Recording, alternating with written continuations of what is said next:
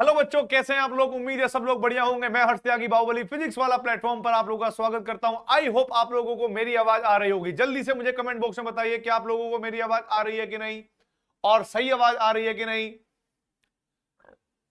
Good evening, good evening, good night. Good night वाले भी भाई।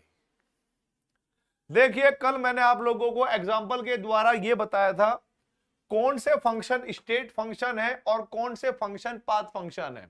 ठीक है, कल की क्लास में मैंने आप लोगों को यह पढ़ाया था बेटा, कौन से फंक्शन स्टेट फंक्शन है और कौन से फंक्शन पाथ फंक्शन है। अब मेरी बात सुनना भाई, कल मैंने एग्जाम्पल भी दिया था टेम्परेचर का और वर्क डन का। अब मैं आज आपको बताने वाला हूं कि इसके ऊपर कैसे कैसे क्वेश्चन आते हैं, ठीक है, वो बताऊंगा। और प्लस क्या क्या बात आपको याद रखनी है स्टेट फंक्शन और पाथ फंक्शन के बारे में।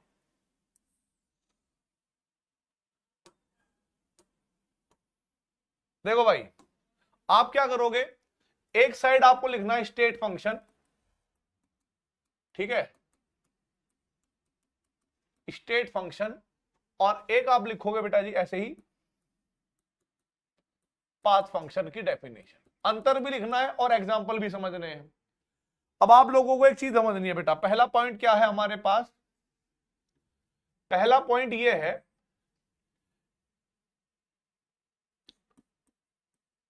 those functions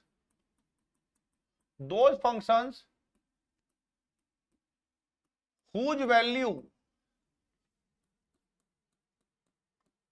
depends on the initial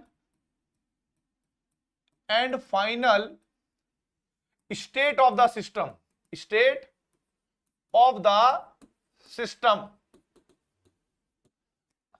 and do not depend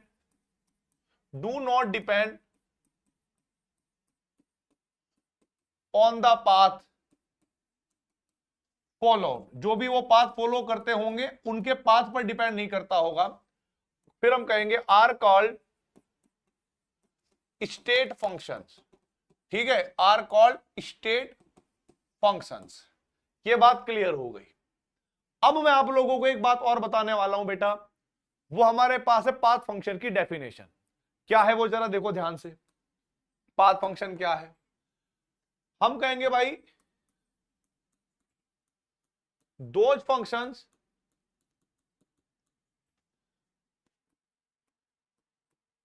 whose value depend on the path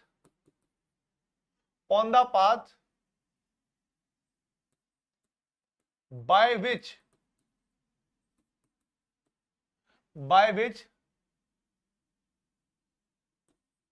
the state of a system is changed from initial to final state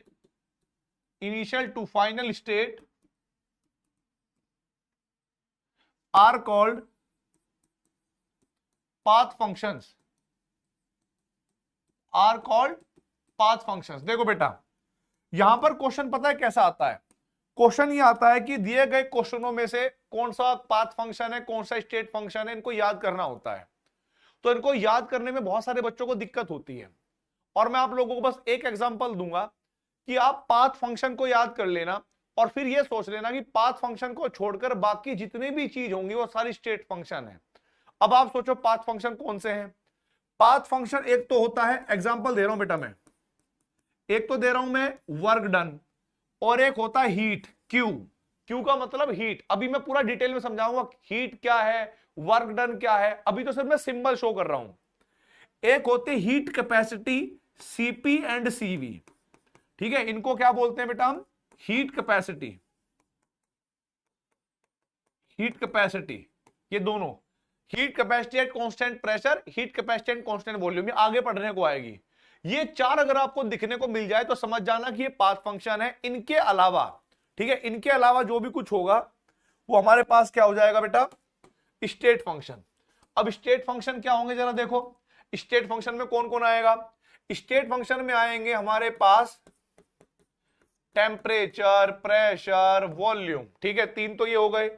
फिर हमारे पास internal energy, enthalpy, ठीक है, entropy और भाई etcetera, ये हमारे पास क्या आ गए? सारे के सारे स्टेट फंक्शन। तो भाई फटाफट इसको नोट कर लो, अगर ये नोट कर लिया हो तो आगे बढ़ता हूं मैं फटाफट। ऐसे फंक्शन जिनका मान, जिनकी वैल्यू इनिशियल स्टेट और फाइनल स्टेट पर डिपेंड करती है, पाथ पर डिपेंड नहीं करती, उनको हम स्टेट फंक्शन कहते हैं, ठीक है। और ऐसे फंक्शन जिनकी वैल्यू पाथ पर डिपेंड करती है, उनको हम पाथ फंक्शन कहते हैं। लो वॉल्यूम तो नहीं है बेटा, वॉल्यूम बिल्कुल ठीक है, इलाज कर दिया जाएगा, ठीक है। बहुत बढ़िया भाई, बहुत बढ़िया, ये बात आपको समझ में आ गई और समझ में आ जानी चाहिए थी, ठीक है, समझ में आ जानी चाहिए थी बेटा ये। और एक और गिब्स फ्री एनर्जी, वो भी इधर ही आएगा बेटा। गिब्स फ्री एनर्जी तो मैं भूल ही गया था, ये भी आपको पूरा डिटेल में आएगा कि ये इनको क्या कहते हैं क्या नहीं कहते हैं, सारी चीजें भी आने वाली हैं। अब देखता हूं भाई आगे, अगर आप लोगों ने नोट कर लिया हो तो अब देखो आपको क्या करना है। नेक्स्ट, आप लोगों ने फिजिक्स में इंटीग्रेशन वगैरह सीखा होगा, है ना?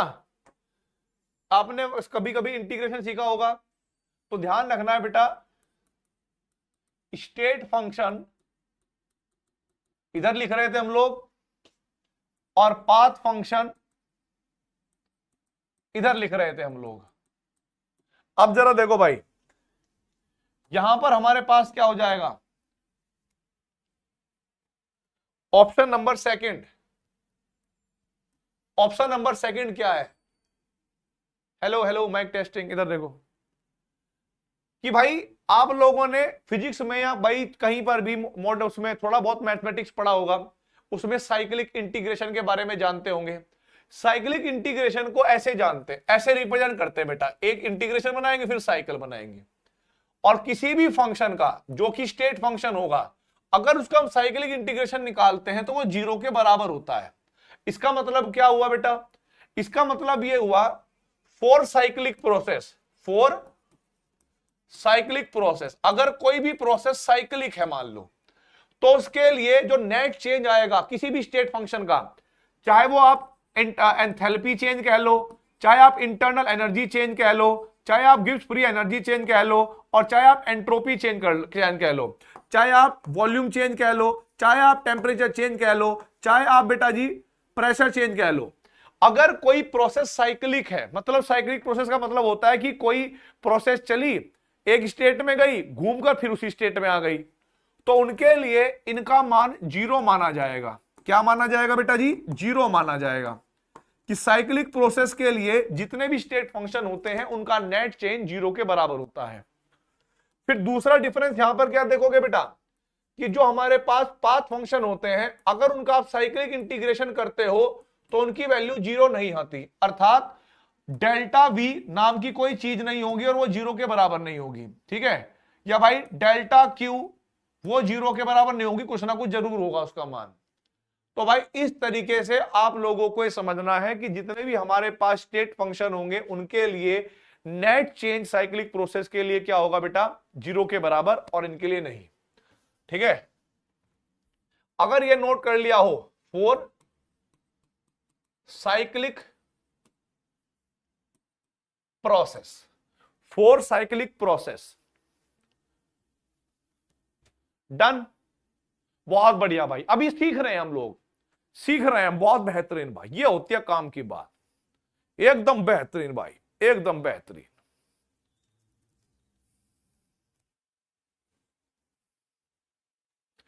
अब देखो बेटा आगे,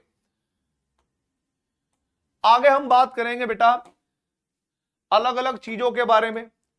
अब हमारे पास क्या आएगा? एक होगी इंटरनल एनर्जी। क्या होती है? Internal energy. अब हमारे पास नया टॉपिक है, एक और डेफिनेशन होगी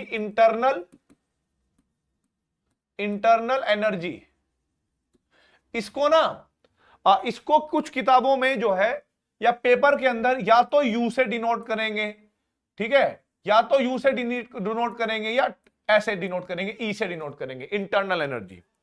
इसका मतलब क्या होता है जरा समझने की कोशिश करिएगा बेटा। मान लो कोई मैटर है और उस मैटर के अंदर छोटे छोटे पार्टिकल होते हैं, उनमें से मैं भी एक पार्टिकल हूं, ठीक है।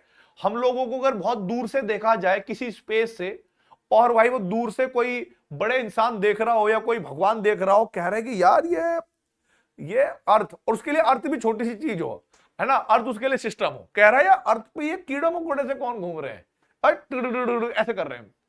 तो इसका मतलब क्या हुआ कि जो कीड़े मकोड़े से होंगे, यानी वो हम जैसे ही लोग होंगे या कोई जानवर होगा, इसी तरीके से हर मैटर के अंदर जो पार्टिकल होते हैं वो छोटे छोटे पार्टिकल होते हैं और वो मोशन करते रहते हैं। और वो किस किस प्रकार की मोशन करते हैं जरा देखो। अगर कोई पार्टिकल अपने स्थान से ऐसे भागता हुआ जा रहा है तो एक स्थान से दूसरे स्थान पर जाने के लिए उसको ट्रांसलेशनल मोशन करनी पड़ेगी, और जो ट्रांसलेशनल मोशन को करने के लिए एनर्जी खर्च होती है उसको कहते हैं ट्रांसलेशनल एनर्जी या काइनेटिक एनर्जी भी कहते हैं, ठीक है। अगर कोई पार्टिकल मान लो अपने स्थान पर ऐसे घूम रहा है, ठीक है, ये तो चलो एक तरीका हो गया। एक भाई ऐसे भी घूमते हैं इस एक्सिस के अलोंग कि भाई पांव नीचे, ठीक है, और पैर मैंने दिखाए नहीं जानबूझ के, पैर ऊपर हो जाते हैं, ऐसे भी घूमते रहते हैं। तो यानी वो रोटेशनल मोशन भी करते होंगे, यानी वो रोटेशन एनर्जी भी रखते होंगे। और कुछ पार्टिकल तो ऐसे, यानी वाइब्रेशन करते होंगे, यानी जब वो वाइब्रेशन मोशन कर सकते हैं तो वाइब्रेशन भाई एनर्जी भी शो करेंगे। और प्लस आप लोगों ने पढ़ा होगा केमिकल बॉन्डिंग में या भाई पीरियोडिक टेबल में न्यूक्लियर एनर्जी। न्यूक्लियर एनर्जी कौन कौन सी होती है, जैसे इलेक्ट्रॉन गेन एंथैल्पी हो गया या आयनाइजेशन एनर्जी हो गया, इन सबको हम एक साथ कंबाइन कह देते हैं भाई क्या, इंटरनल एनर्जी, उसको न्यूक्लियर एनर्जी। अब होता क्या है कि किसी भी मैटर के अंदर इन इंडिविजुअल एनर्जी को कैलकुलेट करना बड़ा मुश्किल है, इसीलिए हम कंबाइंड फॉर्म में कह देते हैं कि किसी भी सिस्टम के अंदर, किसी भी मैटर के अंदर जो सारी एनर्जी होती है उनके समेशन को हम इंटरनल एनर्जी कहते हैं। अब उसमें काइनेटिक एनर्जी भी आ गई, उसमें आपकी रोटेशनल एनर्जी भी आ गई, उसमें आपकी वाइब्रेशन एनर्जी भी आ गई, सब आ गई इसमें बेटा। तो जरा देखो भाई, तो हम कहेंगे भाई definition, the summation of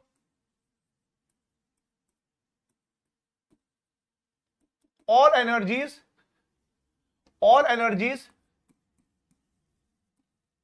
present in a system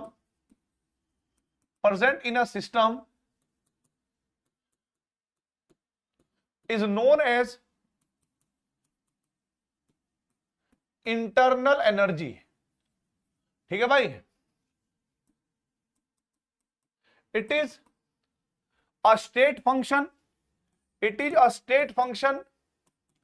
मैंने आपको बताया था कि जितनी भी एनर्जी होंगी, मतलब हीट, वर्क डन और सीपी सीवी को छोड़कर ये सारी स्टेट फंक्शन होंगी। तो it is a state function and an extensive property. Extensive property का मतलब होता है जितनी भी एनर्जीज होती है ये मैटर की अमाउंट पर डिपेंड करता है। हाल ही में मैंने कुछ बच्चों से बेटा जी, 2-4 बच्चों ने मुझे स्क्रीनशॉट लेकर भेजा। एक क्वेश्चन था डीपीपी में जिसका सॉल्यूशन में दिया हुआ था वहां पर किसी ने कि which one is a intensive property, तो उसका आंसर तो टेम्परेचर था, बट उसकी जो डेफिनेशन लिखवाई हुई थी वो डेफिनेशन किसी ने गलत लिखवाई हुई थी बेटा, ठीक है, सुनो मेरी बात, वो डेफिनेशन किसी ने गलत लिखवाई हुई थी। तुम्हारी नोटबुक में जो लिखा हुआ है इंटेंसिव की और एक्सटेंसिव की वही करेक्ट है। इंटेंसिव जो होती है वो मैटर की अमाउंट पर डिपेंड नहीं करती, एक्सटेंसिव जो होती है वो अमाउंट की मैटर पर डिपेंड करती है। अब क्वेश्चन कैसा आया नीट में मैं आपको बताता हूं। वो क्या करता है, 4 ऑप्शन देगा और वो पूछेगा इनमें से कौन सी इंटरनल एनर्जी का पार्ट नहीं है। अब जरा देखो, सबसे पहले क्या है, पहले तो हमें ये समझना है कि जो इंटरनल एनर्जी है ना, इंटरनल एनर्जी, इसमें कौन कौन सी एनर्जी होती है। इंटरनल एनर्जी बराबर इसमें आपकी ट्रांसलेशनल एनर्जी होगी बेटा, ट्रांसलेशनल एनर्जी होगी, प्लस रोटेशनल एनर्जी होगी क्योंकि वो रोटेशन मोशन करता है, प्लस वाइब्रेशनल एनर्जी होगी बेटा, वाइब्रेशनल, और प्लस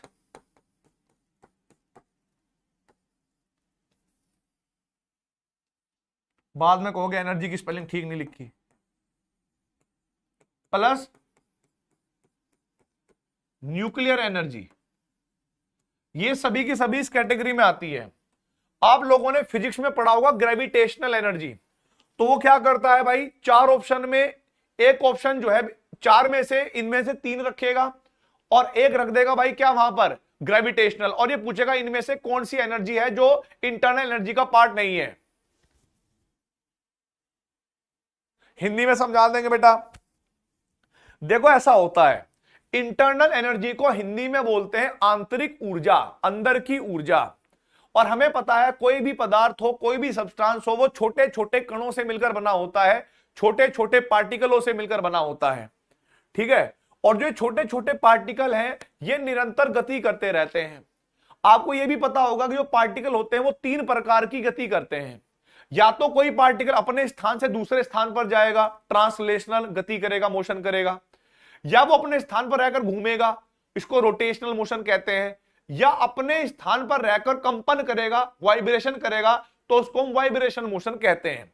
हर तरह की मोशन करने के लिए एक ऊर्जा की जरूरत पड़ती है, एक एनर्जी की जरूरत पड़ती है, जिसको हम अगर ट्रांसलेशन मोशन करेगा तो ट्रांसलेशन एनर्जी, रोटेशन मोशन करेगा तो रोटेशन एनर्जी, वाइब्रेशन मोशन करेगा तो वाइब्रेशन एनर्जी का प्रयोग करते हैं। इसके बाद जितनी भी न्यूक्लियर एनर्जी है, जैसे आपने इलेक्ट्रॉन वो बोलते हैं आयनाइजेशन एनर्जी बोलते हैं या बाइंडिंग एनर्जी बोलते हैं, वो सारी की सारी न्यूक्लियर वाली एनर्जी इसमें आ गई। आप कहोगे सर इसमें आपने सारी एक साथ कैसे रख दी, इसके पीछे एक लॉजिक है। और हालांकि एक बात बताऊं, इसको हम रखते हैं, लेकिन जब हम पढ़ाई करेंगे ना इसकी वैल्यू बहुत छोटी होती है, तो आप लोगों को इन तीनों से ही सॉल्व करना पड़ेगा न्यूमेरिकल वगैरह। क्यों? क्योंकि मैंने स्टार्टिंग में ही आपको बोला था कि भाई जो हमारे पास थर्मोडायनेमिक्स है ये किसी सब्सटेंस के बल्क के लिए एप्लीकेबल होती है, इंडिविजुअल पार्टिकल के लिए नहीं। और आप लोगों को एक बात और याद होगी, ये मैंने ही पढ़ाया था, इनका मान होगा 10 जूल, 50 जूल, 60 जूल, इस तरीके से जूल में होगा। लेकिन जब न्यूक्लियर एनर्जी, कोई एक का एग्जांपल दे रहा हूं मैं, जैसे आयनाइजेशन एनर्जी, अगर आयनाइजेशन एनर्जी को मुझे जूल में लिखना है, आयनाइजेशन एनर्जी को मुझे जूल में लिखना है, तो मेरे पास फॉर्मूला होगा आयनाइजेशन एनर्जी बराबर 2.18 इंटू 10 की पावर माइनस के 18 Z square by n square. I hope आपको याद आ गई होगी ये वैल्यू, मैंने स्ट्रक्चर ऑफ एटम में पढ़ाई थी। तो इसकी value 10 to the power minus के 18 है, मतलब 0.0000000000000 एंड सो ऑन कुछ बन रहा है। तो इसकी वैल्यू जो है भले ही छोटी हो, आप इसको नेग्लेक्ट भले ही करके चलते हो, पर यह भी इंटरनल एनर्जी का ही पार्ट है। अब मुझे बताइए भाई, ये डेफिनेशन आपको समझ में आई, ये किस प्रकार की प्रॉपर्टी है ये समझ में आया, ये किस प्रकार का फंक्शन है ये समझ में आया, यस और नो? फटाफट, अगर ये क्लियर है तो फिर मैं आगे बढ़ता हूं।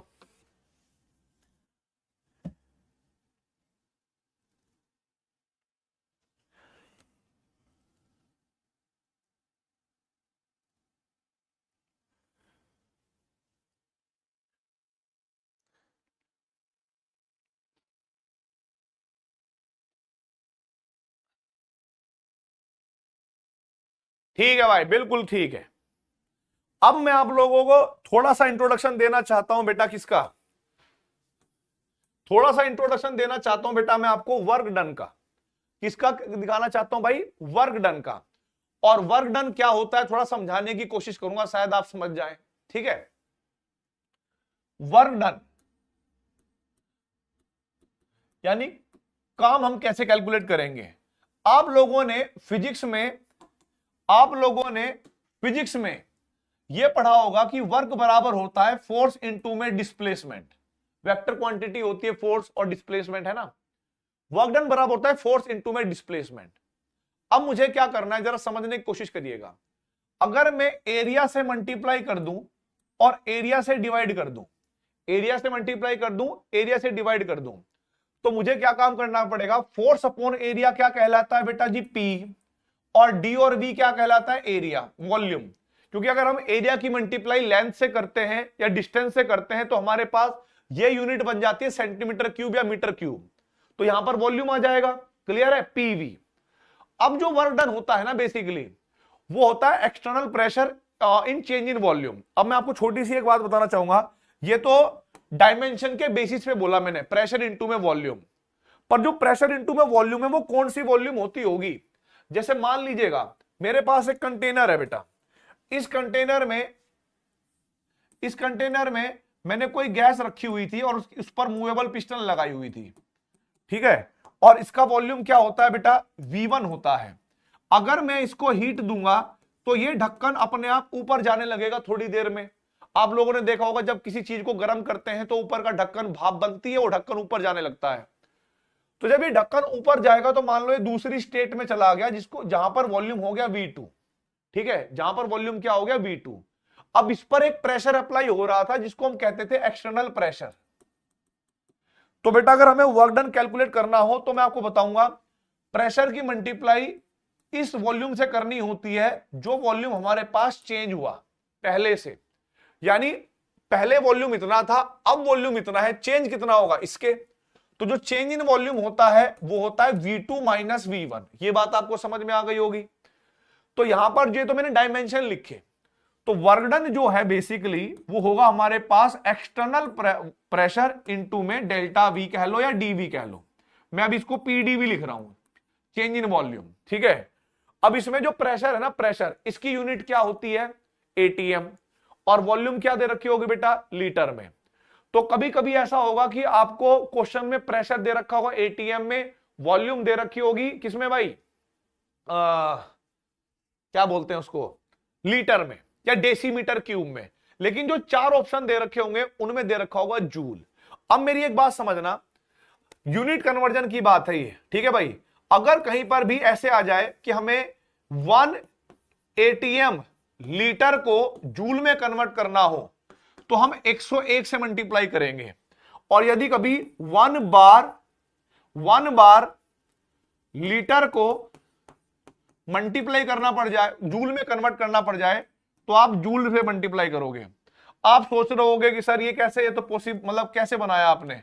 मैंने कहा देख बेटा, अगर मेरे को 1 ATM लिखना है तो 1 ATM का मतलब क्या होगा, 101,325 न्यूटन पर मीटर स्क्वायर। और वॉल्यूम को मैं लिखना चाहता हूं मीटर क्यूब में, तो जो लीटर होगा उसको जब मीटर क्यूब में कन्वर्ट करूंगा तो आपको करना पड़ेगा 10 की पावर माइनस के 3 से मल्टीप्लाई। तो ये वैल्यू इस तरीके से 10 की पावर माइनस के 3 मीटर है ना, मीटर क्यूब, इससे कट जाएगी तो न्यूटन मीटर जूल होता है। और ये पावर वगैरह सोल्व करोगे तो 101 इस तरीके से आ जाएगा। खैर आपको काम इतना परेशान नहीं होना कैलकुलेशन में, क्योंकि मुझे पता है कि बायोलॉजी के बच्चे हो, कैलकुलेशन थोड़ी वीक है, थोड़ी प्रॉब्लम रहती है। आपको बस ये याद रखना है कि क्वेश्चन में प्रेशर ATM, वॉल्यूम लीटर में दे रखा है, अगर पूछा होगा जूल में तो जो भी वैल्यू आएगी उसको 101 से मल्टीप्लाई कर देना है।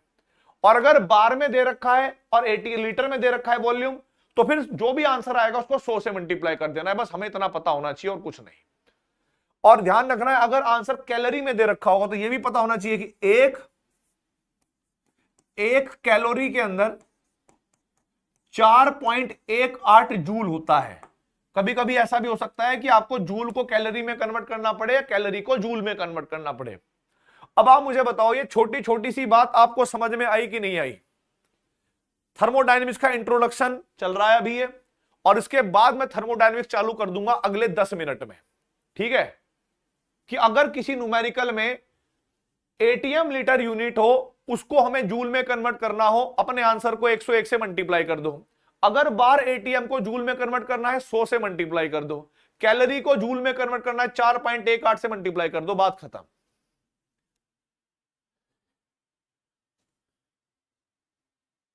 बिल्कुल सही बात है, बिल्कुल सही बात है, यहां तक बिल्कुल क्लियर है।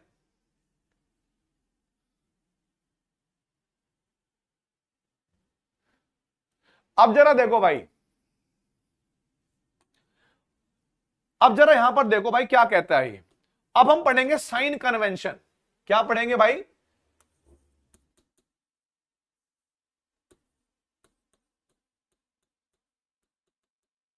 साइन कन्वेंशंस, ठीक है भाई, साइन कन्वेंशंस। अब जरा देखो यहां पर समझना, थोड़ा ध्यान से देखना भाई, थोड़ा ध्यान से देखना, समझना मेरी बात को जो मैं कह रहा हूं। अगर मान लो मेरे पास एक ही ऐसे इस तरीके से वो लिखा हुआ है, एक सिलेंडर है, ठीक है, यहां पर समझना सिलेंडर है। अब मैंने कमेंट बंद कर दिया ताकि आप बिल्कुल भी बकवास ना करो, ठीक है। एक सिलेंडर है, पूरा फोकस यहां पर करना है। अगर मैंने कहा कि भाई यहां पर एक मूवेबल पिस्टन थी और वो इसकी पोजीशन 1 है, इसको मैंने ए स्टेट में कहा, और इसके अंदर कोई ना कोई गैस भी होगी भाई इस तरीके से, और मैं इसको जब हीट करता हूं तो ये जो ढक्कन है ये ऊपर की तरफ खिसकने लगता है। आपको पता होगा जब किसी गैस को गर्म किया जाता है तो प्रेशर बढ़ता है नीचे, तो ढक्कन ऊपर पहुंच जाता है। तो भाई हमने क्या काम किया कि ये जो ढक्कन था ये ऊपर पहुंच गया, इसको कहते हैं बी स्टेट में। जब हमारे पास ये पिस्टन ऊपर की तरफ गई तो बेटा गैस, दिमाग में सोचना, गैस एक्सपैंड हुई या कंप्रेस हुई, गैस के पार्टिकल दूर दूर गए या पास पास आए। आप कहोगे सर अगर ये पहले कम पार्टिकल इतना स्पेस ऑक्यूपाई कर रहे थे, जब हमारे पास वॉल ऊपर जाएगी तो पार्टिकल दूर दूर हो गए, गैस एक्सपैंड करेगी, और इस प्रोसेस को हम क्या बोलते हैं बेटा जी, एक्सपेंशन।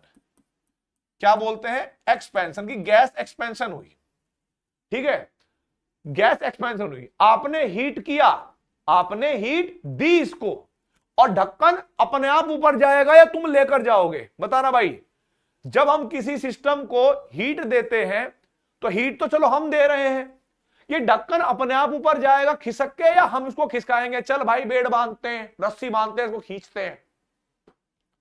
आप कहोगे सर ये ढक्कन अपने आप जाएगा, सेल्फ जाएगा ऊपर की तरफ। मैंने कहा बिल्कुल ठीक है, बिल्कुल ठीक बात है भाई, एकदम क्लियर है।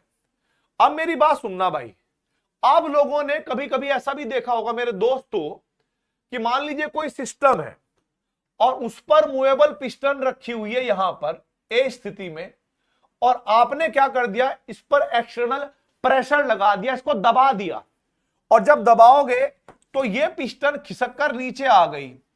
कौन सी स्टेट में, बी स्टेट में आ गई बेटा। अब ये बी स्टेट में आ गई मान लो। जब हम किसी गैस को दबाएंगे तो इस प्रोसेस को क्या कहेंगे भाई, इस प्रोसेस को क्या कहेंगे जब हम किसी गैस को दबाएंगे, कंप्रेशन या एक्सपेंशन। आप कहोगे सर हमने कंप्रेशन किया, हमने कंप्रेशन किया।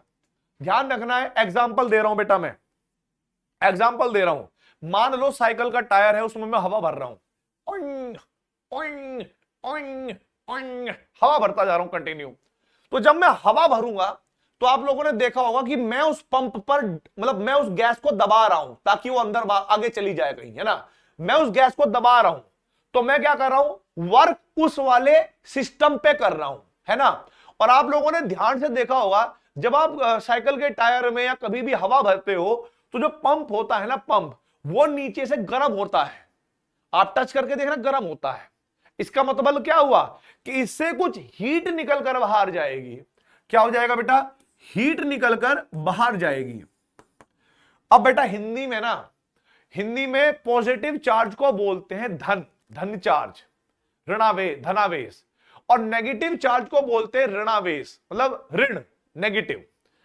तो कभी कभी कहते हैं ना कि ये इंसान बहुत धनी है, तो जो इंसान धनी होता है वो दे सकता है, जा 2 रुपए ले जा, तेरे को 25 पैसे की टॉफी फ्री, तेरे को 75 पैसे वाली टॉफी फ्री। और ऋणी क्या होता है, भैया मेरे ऊपर आपका बहुत बड़ा ऋण है, आपने मेरा जो लोन है वो उतरवा दिया, आपने उस दिन जो मुझे 50 पैसे दिए थे वो मैंने स्टॉक मार्केट में लगाए, उससे मुझे 50 पैसे से मेरे घटकर 25 पैसे हो गए, लेकिन क्योंकि मेरा लोन जो है वो सिर्फ 20 पैसे का था, तो मेरे पास 5 रुपए अभी भी बचे रहे। मतलब समझिएगा, ठीक है, कि ऋणी कब होता है किसी इंसान, ऋणी किसी का कब होता है, जब वो लेता है, और धनी कौन होता है, जो देता है। अब ये दिमाग में आप अपने सेट कर लो, अगर आप कुछ कर रहे हो, कुछ भी आप कर रहे हो, वो सब मतलब पॉजिटिव है, वो सब कुछ धनी है, वो पॉजिटिव है वो, और आपको कुछ मिल रहा है तो वो क्या हो जाएगा, नेगेटिव है, ऋणावेश है वो, मतलब ऋणी हो जाओगे आप उसके। अब जरा देखो, जब स्टार्टिंग में आपने एक सिस्टम को हीट दी तो मैंने एक शब्द यूज किया, ध्यान रखना बेटा, heat given to the system, कि जब आप सिस्टम को हीट दे रहे हो, कौन दे रहा है, तुम दे रहे हो, ठीक है, तो उस टाइम पर Q का मान पॉजिटिव लेना है, हीट का मान क्या लेना है, पॉजिटिव लेना है। अच्छा, और यहां पर हीट निकल रही है, यहां पर हीट निकल रही है और अपने आप निकल रही, तुमने तो वहां पर नहीं कहा कि भाई निकाल के लाओ हीट को, निकाल के लाओ हीट को, अपने आप ही निकलेगी, तुम्हारा काम तो वर्क डन करना हो गया ना ऊपर, ये तो निकल रही है। फिर मैंने कहा heat released by the system, अब शब्द यूज अलग हो गया बेटा, बाय द सिस्टम, खुद से वो रिलीज कर रहा है, उस टाइम पर Q का मान आपको नेगेटिव लेना है, क्योंकि वो आपको प्राप्त हुई, फ्री में मिली। अब यहां पर देखो, ये ढक्कन अपने आप ऊपर गया, मतलब सिस्टम अपने आप काम कर रहा है, आपने तो उसको हीट दी, सिस्टम तो अपने आप काम कर रहा है। तो मैं कहूंगा work done by the system, work done by the system, वो क्या हो जाएगा बेटा हमारे पास, बोलो, वो कहोगे आप सर वो तो नेगेटिव है क्योंकि वो खुद जा रहा है, और जब आप उसके ऊपर काम कर रहे हो तो उसका मतलब क्या हो गया, work done on the system. तो ये हो गया बेटा जी वर्क डन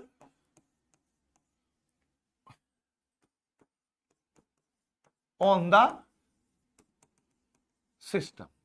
और भाई उस टाइम पर यहां पर W क्या होगा पहले नेगेटिव, अब क्या होगा भाई, W हो जाएगा पॉजिटिव। अब मुझे बताओ साइन कन्वेंशन क्लियर हुआ कि नहीं हुआ, कब किसका मान पॉजिटिव लेना है, कब किसका मान नेगेटिव लेना है, ये बात समझ में आई कि नहीं आई, यस और नो।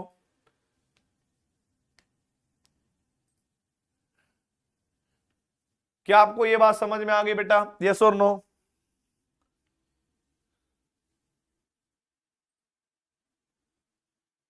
डन, एकदम क्लियर है।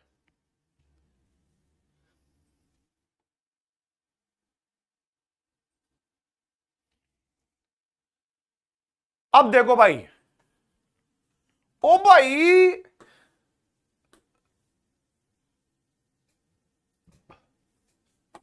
अब देखो यहां पर, अब हमारे पास आएगा फर्स्ट लॉ ऑफ थर्मोडायनेमिक्स। क्या आएगा भाई हमारे पास, फर्स्ट लॉ ऑफ थर्मोडायनेमिक्स। मैं आप लोगों को देखो लॉ बताता हूं कैसे हैं, लॉ मैं भी सारे बता देता हूं। एक तो है फर्स्ट लॉ थर्मोडायनेमिक्स, एक है जीरो से शुरू होते हैं, जीरो फर्स्ट सेकंड थर्ड, चार लॉ होते हैं। अब मुझे बताओ जीरो से शुरू करूं या वन से शुरू करूं, जो आप कहोगे मैं तो वो मान के चलूंगा। जीरो से शुरू करूं, वन से शुरू करूं, या टू से करूं, या थ्री से करूं, तुम बताओ भाई। वन से भी कर सकते हो,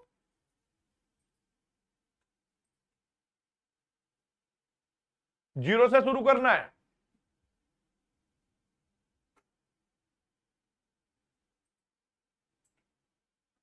जीरोथ लॉ ऑफ थर्मोडायनेमिक्स पर कोई न्यूमेरिकल नहीं आएगा, बट उसकी एप्लीकेशन जो होगी ना उस पर बेस्ड एक क्वेश्चन आता है। ठीक है, मैं आप लोगों को समझाऊंगा, आप लोगों को समझना है। मैं जीरो से शुरू करता हूं, ठीक है भाई, जीरो से शुरू करता हूं। तो सबसे पहले हमारे पास आएगा, यहां से थर्मोडायनेमिक्स चालू हो गए बेटा, zeroth law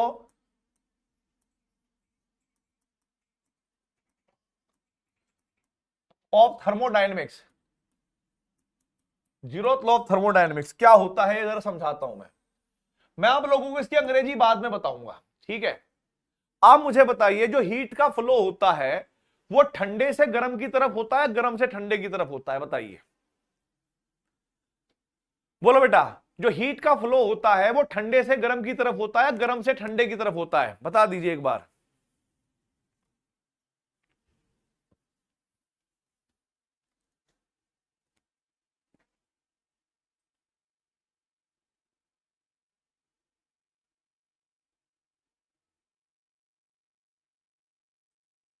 hot to cold होता है। ठीक है भाई, रुको रुको रुको, एक चीज और रह गई, एक चीज और रह गई थी वैसे समझानी, वो थी हीट कैपेसिटी, तो रह ही गई। खैर कोई नहीं, जीरोथ के बाद में हीट कैपेसिटी पढ़ा दूंगा। ठीक है, जीरोथ लॉ में वैसे भी कोई न्यूमेरिकल नहीं है, बस ये समझाना होता है। आप कह रहे हैं हॉट से कोल्ड की तरफ होता है, बिल्कुल ठीक बात है। मान लीजिएगा मेरे पास ये बॉडी है, मेरे पास ये बॉडी है, इसको मैंने कहा कि ये T1 टेम्परेचर है, और मेरे पास एक और बॉडी है, ये मेरे पास क्या है बेटा जी, T2 टेम्परेचर पर है, और मैंने कहा कि ये हॉट है और ये बेटा जी कोल्ड है। ठीक है, जब मैं इन दोनों बॉडी को टच करूंगा, ठीक है, और मैंने टच करके रख दिया, ये बॉडी मेरे पास ए थी, ये मेरे पास बी थी, जब मैं इन दोनों को टच करके रखूंगा तो अब मुझे बताइए, टच करने के मतलब 1 घंटे बाद कह लो या 5 मिनट के बाद कह लो, इनमें हीट का ट्रांसफर होगा, और हीट का ट्रांसफर क्या होगा कि जो ज्यादा हॉट चीज है वो ठंडी हो जाएगी, जो ठंडी चीज है वो गर्म हो जाएगी, लेकिन एक टाइम ऐसा होगा जब दोनों का टेम्परेचर क्या हो जाएगा, सेम। अब मुझे बताइए बेटा, इन दोनों में अगर टेम्परेचर की बात करें, जब दोनों को साथ में मिला के रख दिया तो सेम रहेगा या अलग अलग रहेगा, बताइए भाई, क्या टेम्परेचर होगा बेटा इनका? आप कहोगे सर जब इनको आप जोड़ दोगे ना तो आप कहोगे इसका भी टेम्परेचर T है और इसका भी टेम्परेचर T है, अलग अलग नहीं है, सेम रहेगा, जुड़ जाएंगे ये। ठीक है, क्योंकि हीट धीरे धीरे क्या करेगी, यहां से निकलकर इसमें जाने लगेगी, जब टच करोगे तो भाई हीट क्या करती है, यहां से निकलकर हीट इसमें जाएगी, ये ठंडा होने लगेगा, गर्म होने लगेगा, और ये हीट फ्लो तब तक करती है जब तक कि दोनों का टेम्परेचर सेम ना हो जाए। ये हीट फ्लो तब तक करती है जब तक कि, ठीक है, तो हमने बोला कि अगर हमारे पास ए और बी, हम लिखेंगे body A is in thermal equilibrium, thermal equilibrium with body B. ये बात तुम्हें समझ में आ गई भाई, बहुत तेज हो रहे हो, हाँ समझ गया, मैं समझ गया। अब मुझे एक बात बताओ बेटा, और मान लीजिएगा एक बॉडी और थी, एक बॉडी और थी, इसको मैंने क्या कह दिया भाई, ये टेम्परेचर है वार्म, मतलब बहुत गर्म, ठंडा और वार्म, इसको इसका मैंने टेम्परेचर T3 मान लिया। अगर मैं इस वार्म वस्तु को भी यहां रख देता हूं, वार्म वस्तु, वार्म वाली बॉडी को भी यहां पर रख देता हूं C कह के, ठीक है, ये C है, तो बेटा आपको पता है इसका टेम्परेचर कुछ अलग होगा, मतलब यहां पर भी हीट का थोड़ा बहुत फ्लो होगा, ये वार्म चीज भी इस कोल्ड को थोड़ा बहुत हीट ट्रांसफर करेगी, और तब तक करेगी जब तक कि इसका और इसका टेम्परेचर सेम ना हो जाए। तो भाई अगर आप समझिएगा इन दोनों का मिलाकर आपस में टेम्परेचर T है, तो इसका भी टेम्परेचर क्या होगा बेटा, T होगा, इसका भी टेम्परेचर क्या होगा, T होगा। आप मेरी बात सुनिएगा बेटा, हम कहेंगे यहां पर देखो भाई, according to zeroth law of thermodynamics,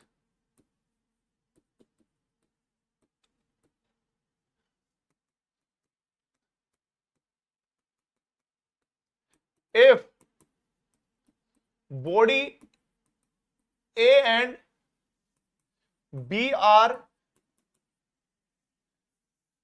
at thermal equilibrium and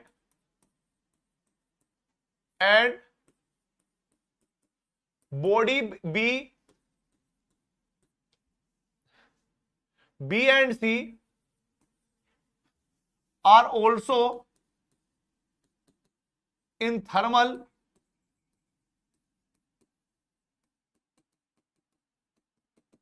equilibrium at the same time, ठीक है भाई। अगर बॉडी ए बी के साथ है, बी सी के साथ है, बेवकूफ इंसान, बस तुमने फिर कर दिया ना यहां पे, अभी चालू, मेरे मुंह से बस निकलने ही वाला था, बहुत गंदा शब्द अभी। अबे भाई मेरी बात सुन, केमिकल इक्विलिब्रियम आयनिक इक्विलिब्रियम से भी दुनिया अलग होती है, फिजिकल इक्विलिब्रियम भी होता है, बेवकूफ कहीं के। इसका मतलब समझो पहले क्या है, बदतमीज। ये क्या लिखा, कैन वी गेट ए होया, ये क्या हुआ, होया क्या हो रहा है भाई? हाँ फीचर तुम्हें ब्लॉक करने का आ गया, अभी देखियो, भी परमानेंट ब्लॉक। यहां देखो पहले, ए बी आपस में थर्मल इक्विलिब्रियम में है, बी सी आपस में थर्मल इक्विलिब्रियम में है, यही बात मैंने यहां पर लिखी। ये बस ये बात कहेगा कि जब ए बी के साथ थर्मल इक्विलिब्रियम में हो और बी सी के साथ इक्विलिब्रियम हो एट द सेम टाइम, उसी टाइम पर ए और सी भी थर्मल इक्विलिब्रियम में होंगी। ठीक है भाई।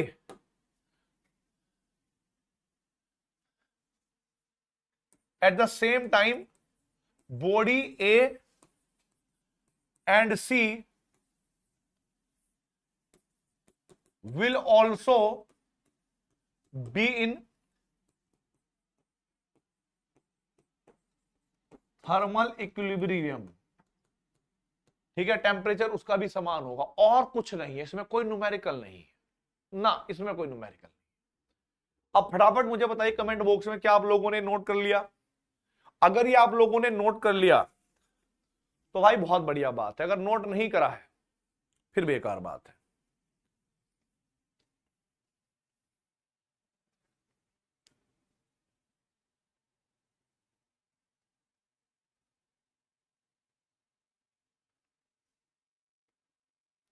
और इस पर ना एक डिवाइस है जो इस पर बेस्ड है।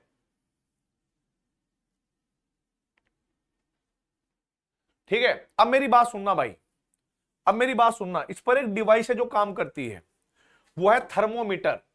देखो थर्मोमीटर में क्या होता है मैं आपको बताना चाहूंगा। थर्मोमीटर में क्या होता है थोड़ा समझना। जैसे थर्मोमीटर है, ये थर्मोमीटर है, ठीक है, और थर्मोमीटर में ऐसे रीडिंग तो होती ही होगी, थर्मोमीटर में ऐसे रीडिंग तो होती ही होगी। और थर्मोमीटर में आपको यह भी पता होगा, थर्मोमीटर में आपको यह भी पता होगा मरकरी भी होता है। क्या होता है बेटा?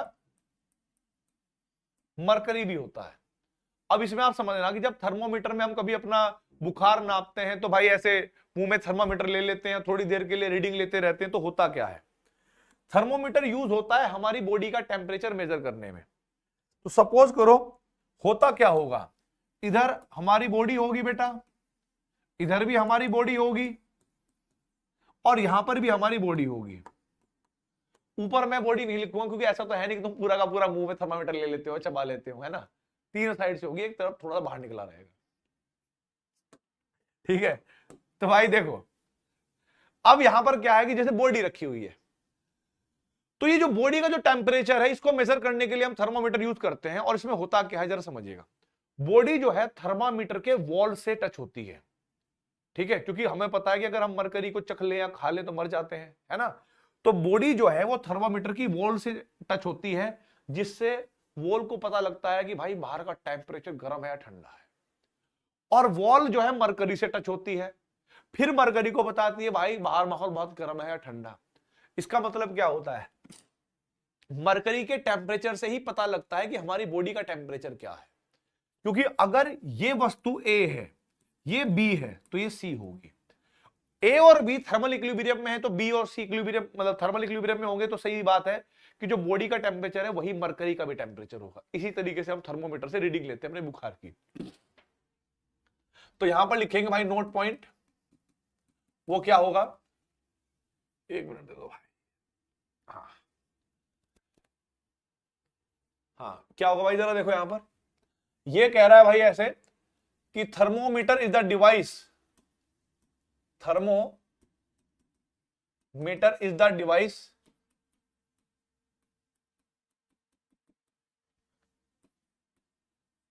based on zeroth law of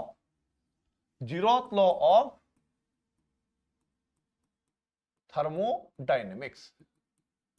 अब फटाफट बताइए भाई कमेंट बॉक्स में, क्या आप लोगों को यह बात समझ में आ गई कि नहीं आ गई, यस और नो। क्या आप लोगों को यह बात समझ में आ गई या नहीं आ गई, हाँ या ना का जवाब दीजिए भाई।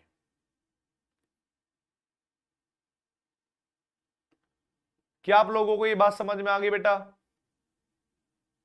कि थर्मामीटर एक ऐसी डिवाइस है जो जीरोथ लॉ ऑफ थर्मोडायनेमिक्स पर बेस्ड है। इसको आप अपनी डेली लाइफ में भी फील कर सकते हो, समझ भी सकते हो। आगे देखो भाई आगे,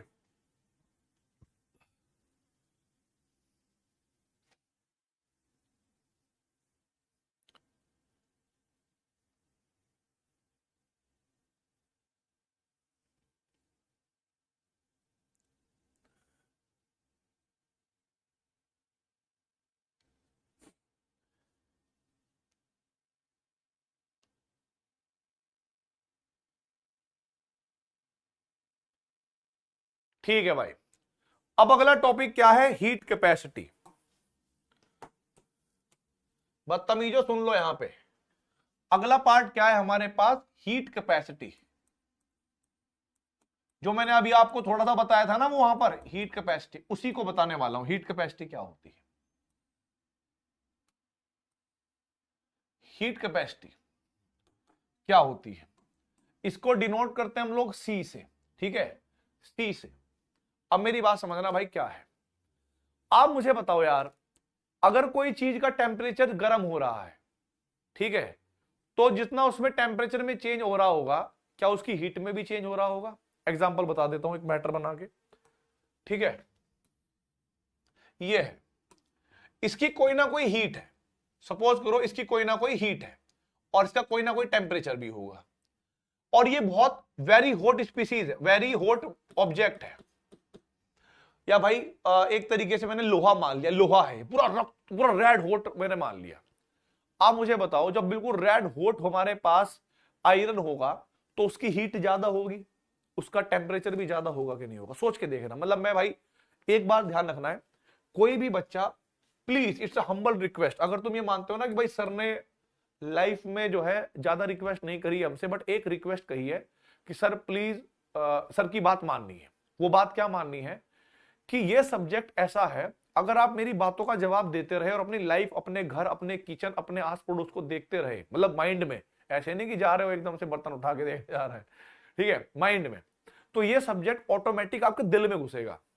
और कोई ये सोच रहा है कि सर बोर हो रहे हैं, तो बेटा मेरे पास कुछ भी नहीं है इसके अलावा, समझाने के अलावा कुछ नहीं है, तो इसीलिए अपना पेशेंस बनाए रखना है, टिकटॉक वाली जिंदगी बनी जाना है। देखो सोच के देखते हैं, दिमाग लगाते हैं। भाई हमने एक मिस्त्री के पास गए जहां पर वेल्डिंग मशीन हो रही थी, वहां पर हमने देखा कि भाई एक वेरी हॉट आयरन की, वेरी हॉट आयरन का एक पीस रखा हुआ है और वो बिल्कुल रेड हॉट कर दिया।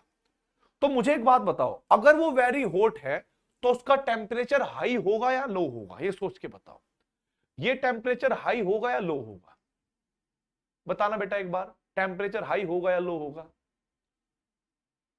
प्लीज। बिल्कुल रेड हॉट आयरन है, हाई होगा, तुम्हें पता है हीट भी ज्यादा है, हीट भी ज्यादा है, टेम्परेचर भी ज्यादा है, हीट भी ज्यादा है, टेम्परेचर भी ज्यादा है, हाई है। हमने कहा भाई वही मेटल का पीस, सेम टू सेम वही मेटल का पीस ऐसे कर दिया, और ये प्रोसेस थी आफ्टर 10 मिनट। 10 मिनट के बाद आपको पता होता है कि जो वेल्डिंग मशीन वाले होते हैं ना, वो जल्दी जल्दी वेल्डिंग करते हैं, फिर 5-6 मिनट में उसको कहते हैं हाँ हो गया चलो भाग जाओ, आप लेके चले जाते हो। 10 मिनट बाद इसकी हीट, अगर टेम्परेचर T1 था, हीट हमारे पास क्या थी बेटा, Q1 थी, टेम्परेचर अब T2 हो जाएगा और हीट हमारे पास Q2 हो जाएगी। क्या हमारे पास इस बार टेम्परेचर भी लो है और हीट भी लो है? सेकंड वाला बताना बेटा। ये अब हमारे पास क्या आ गया, ये आ गया हमारे पास कोल्ड आयरन, कोल्ड आयरन आ गया, ठंडा आयरन आ गया, इसका टेम्परेचर भी लो है और हीट भी लो है। अच्छा, अब इसने क्या काम करा होगा, हीट को ड्रॉप किया होगा, हीट को ड्रॉप किया होगा। अब हीट ड्रॉप होने से टेम्परेचर भी अप हुआ या ड्रॉप हुआ, बताना बेटा जी। हीट ड्रॉप होने से टेम्परेचर अप होगा या डाउन होगा? आप कह लो सर अगर हीट ड्रॉप होगी तो टेम्परेचर भी ड्रॉप होगा, यानी जितना चेंज हमारे पास हीट में आएगा उसी के कोरोस्पॉन्डिंग टेम्परेचर में भी आएगा। ऐसा नहीं कि भाई ये चीज घट रही है तो वो बढ़ जाएगी, ठीक है। तो आप लोगों को ये मानना है,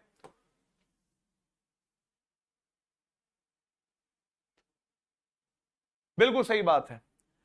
तो हमारी दुनिया जो है ना बेटा, हमारी दुनिया दो तरह की होती है, एक होती है क्लासिकल दुनिया, एक होती है क्वांटम दुनिया, ठीक है। क्लासिकल वर्ल्ड में ऐसा ही होता है, ठीक है। तो हम यहां पर कहेंगे भाई इस तरीके से, हम यहां पर कहेंगे इन क्लासिकल वर्ल्ड या इन क्लासिकल फिजिक्स। अगर हम क्लासिकल की बात करें तो मैं कह रहा हूं भाई एक सिंपल सी बात, पता है क्या है, कि जो चेंज इन टेम्परेचर है ना, चेंज इन टेम्परेचर है, is directly proportional to change in heat, is directly proportional to change in heat, ठीक है। या फिर ये कह लो आप, सिंपल सी बात है कि जो हीट में चेंज आया, चेंज इन हीट जो है is directly proportional to change in temperature. ये बात सबको समझ में आ गई। जैसे हम यहां पर एक प्रोपोर्शनल को हटाएंगे तो भाई dq जो है एक कांस्टेंट आएगा जिसको हम कहेंगे c और dt, and c will be dq बटे dt, and that is this c। ठीक है, अब जरा देखो बेटा, where c is a constant, c is a constant, सुन लो मेरी बात, c इज अ कांस्टेंट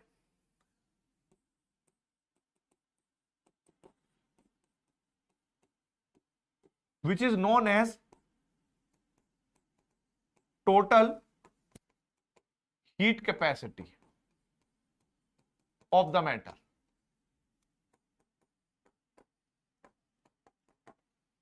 कोई भी मैटर होगा उसकी टोटल हीट कैपेसिटी को हम सी से डिनोट करते हैं और वो होती है dq बटे dt। ठीक है, अब इसकी अगर डेफिनेशन लिखनी हो हमें तो हम डेफिनेशन क्या लिखेंगे भाई इसकी? हम फिजिक्स में आपको पता होगा कि अगर हम इसका डिनोमिनेटर को 1 मान लें तो c जो है वो dq के बराबर हो जाएगी। ठीक है, तो हमने यहां पर क्या करा भाई, यहां पर देखो ऐसे कर दिया भाई, कहां बताएं यार, इफ dt जो है वो 1 डिग्री सेल्सियस हुआ तो c जो है dq के बराबर हो जाएगी। और डेफिनेशन क्या बन जाएगी भाई, अब हम कहेंगे इस तरीके से, total heat capacity is defined as the change in heat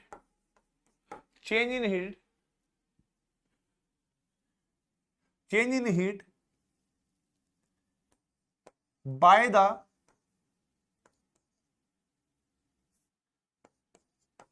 ये कह सकते हैं change in heat with change in temperature by 1 degree Celsius और 1 केल्विन। ये होती है हमारे पास टोटल हीट कैपेसिटी की डेफिनेशन, कि टोटल हीट कैपेसिटी उस हीट चेंज के बराबर होती है जिसके द्वारा टेम्परेचर में चेंज 1 डिग्री का आता है या 1 केल्विन का आता है। अब बहुत सारे बच्चे सोच रहे होंगे सर आपने 1 डिग्री और 1 केल्विन क्यों लिया? मैंने कहा बेटा टेम्परेचर और केल्विन में ना छोटे टी में और बड़े टी में ना वैल्यू अलग अलग होती है, बट जो अंतर होता है डिफरेंस वो हमारे पास सेम होता है। अब बहुत सारे बच्चे सोच रहे होंगे सर ऐसे कैसे? मैंने कहा चलो तू मान के देख, अगर मेरे पास टेम्परेचर 0 डिग्री सेल्सियस है तो केल्विन में सोच कितना होगा, 273। मान गए सर।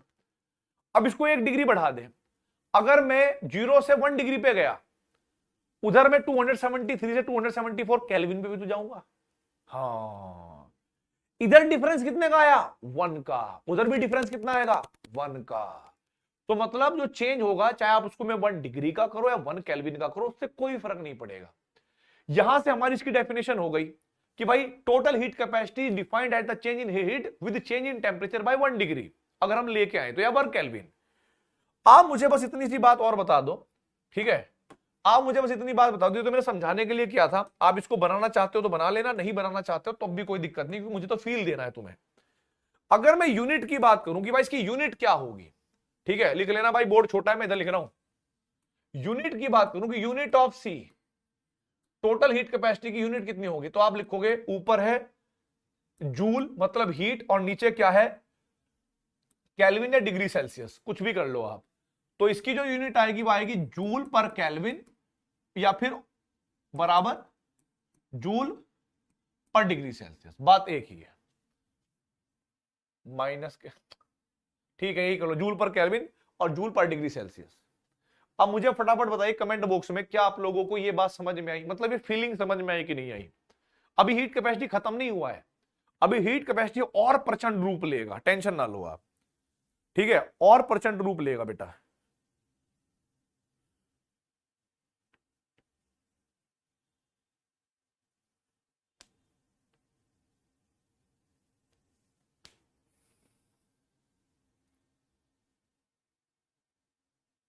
ठीक है भाई।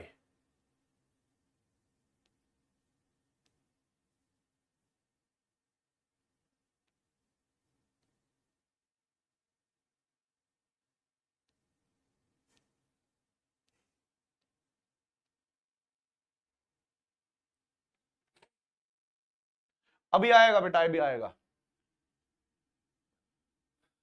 अब देखो आगे यहां पर ये जो सी है ना, सी, जिसको आपने कहा कि भाई जो टोटल हीट कैपेसिटी थी that will be change in heat with respect to change in temperature, total heat change और टोटल टेम्परेचर, ये था बेटा। अगर किसी को दिक्कत है तो मैं रिपीट दोबारा हो जाएगा, टेंशन मत लो। अब इसको भी आप क्या कहते हो, दो भागों में डिवाइड कर दोगे बेटा। इसको भी आप किस भाग में डिवाइड कर दोगे, आप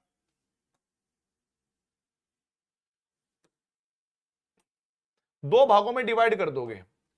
एक को क्या कहोगे आप, एक को कहोगे आप स्पेसिफिक हीट, एक को कहोगे आप स्पेसिफिक हीट, और एक हमारे पास क्या होंगी बेटा, एक हो जाएंगी हमारे पास मोलर हीट कैपेसिटी, एक क्या हो जाएंगी, मोलर हीट कैपेसिटी। अब इस बात को सोचना, थोड़ा सुन लो मेरी बात, अब इस बात को सोचना कि स्पेसिफिक हीट क्या होती है और मोलर हीट क्या होती है, क्या संबंध होता होगा स्पेसिफिक हीट में और हीट कैपेसिटी में, टोटल हीट कैपेसिटी में क्या संबंध होता होगा मोलर हीट कैपेसिटी में और टोटल हीट कैपेसिटी में। स्पेसिफिक हीट का मतलब होता है, स्पेसिफिक हीट का मतलब होता है, समझना, इसको दिमाग में रट लेना, हीट कैपेसिटी फॉर 1 ग्राम या किलोग्राम, चाहे तो आप 1 लेना है, मतलब चाहे ग्राम ले लो या किलोग्राम ले लो, 1 gram heat capacity for 1 gram of substance, कोई भी सब्सटेंस होगा उसके लिए आपको ऐसे मानना है। फिर हमारे पास आएगा मोलर हीट कैपेसिटी। अब मोलर से नाम समझ में आ गया होगा कि सर ये हो गया 1 मोल के लिए, अगर ये 1 ग्राम के लिए तो वो 1 मोल के लिए होगा। मैंने कहा बिल्कुल ठीक। तो यहां पर मैं कहूंगा बेटा जी इसको कहते हैं हम लोग हीट कैपेसिटी फॉर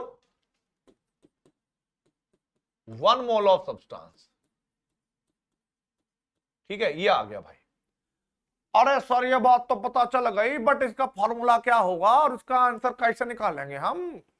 देखिए, मान लीजिएगा कि आपके पापा जो हैं, आप जो है घर में ऐसे करते हैं, घर में 4 लोग हैं, ठीक है, आपके पापा भाई 12 केले लेके आए, 1 दर्जन केले ले आए और कहा कि चलो भाई आज मिलके खाएंगे यार, सबके बांटेंगे इक्वल इक्वल। तो भाई जरा देखो, अगर मैं आप लोग कहूंगी आपके पापा टोटल कितने कितने लाए केले, 12, और आप घर में कितने हो बेटा, आप कह रहे हो सर हम तो 4 लोग हैं, तो मुझे बताओ एक के हिस्से में कितने आए होंगे, एक के हिस्से में कितने आए होंगे, बोलो यार। अगर आपके पिताजी जो है घर मतलब बाजार से 12 केले लेके आए और आप घर में 4 लोग हैं, तो प्रत्येक के हिस्से में कितने आए होंगे। आप कह रहे हो सर ये तो बहुत खतरनाक मैथ्स है, हम तो बायोलॉजी के, हमें मैथ्स नहीं आता। 3, अच्छा, ओ माय गॉड सर ये तो हमने पढ़ा हुआ था 5वीं क्लास में, आसान है, 3 आएंगे। मैंने कहा बिल्कुल ठीक बात। अगर तुम्हें किसी भी मैटर की टोटल हीट कैपेसिटी पता है और तुम्हें 1 ग्राम के लिए निकालनी है, तो मुझे बताइए क्या उसके टोटल मास को डिवाइड कर देना चाहिए, क्या उसके टोटल मास को डिवाइड कर देना चाहिए। आप कहोगे सर बिल्कुल कर देना चाहिए, ठीक है। तो आप क्या कहोगे भाई, जरा देखो, आप कहोगे सर बात तो समझ में आ गई, इसका मतलब है स्पेसिफिक हीट जो होगी वो टोटल हीट कैपेसिटी जो भी है हमारे पास, अगर उसको हम टोटल मास से डिवाइड कर दें, m से डिवाइड कर दें, w से डिवाइड कर दें, तो मजा आ जाएगा। अब इसका फॉर्मूला क्या बनेगा, स्पेसिफिक हीट बराबर हो जाएगा 1/w इंटू में Ct की वैल्यू क्या होगी, dq बटे dt, ये आ गई, ठीक है, dq बटे dt ये आ गई। और मुझे अगर स्पेसिफिक हीट की डेफिनेशन लिखनी हो तो मैं क्या करूंगा बेटा, मैं कहूंगा कि if W will be 1 gram, 1 kilogram और ग्राम, क्योंकि ठीक है, and change in temperature by 1 degree Celsius और 1 केल्विन, ठीक है, तो इसका डेफिनेशन क्या हो जाएगा? आप कहोगे sir specific heat change in heat के बराबर हो जाएगा, ठीक है, specific heat change in heat के बराबर हो जाएगा। अब जरा देखो, यहां से हमें क्या करना है, डेफिनेशन लिखना है। स्पेसिफिक हीट का कमेंट बंद। इधर देखो, यह कहता है वो हीट चेंज, यानी 1 ग्राम का वो हीट चेंज जो 1 डिग्री सेल्सियस चेंज होने पर आता है, उसी को हम हीट कैपेसिटी कहते हैं। जरा देखो भाई,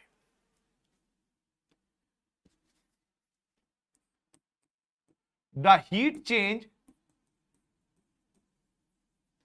ऑफ 1 ग्राम, चाहे तो ग्राम में ले लो, और 1 किलोग्राम, मैंने पहले लिख दिया कि भाई सब्सटेंस 1 ग्राम किलोग्राम हो सकता है। द हीट चेंज ऑफ 1 ग्राम और किलोग्राम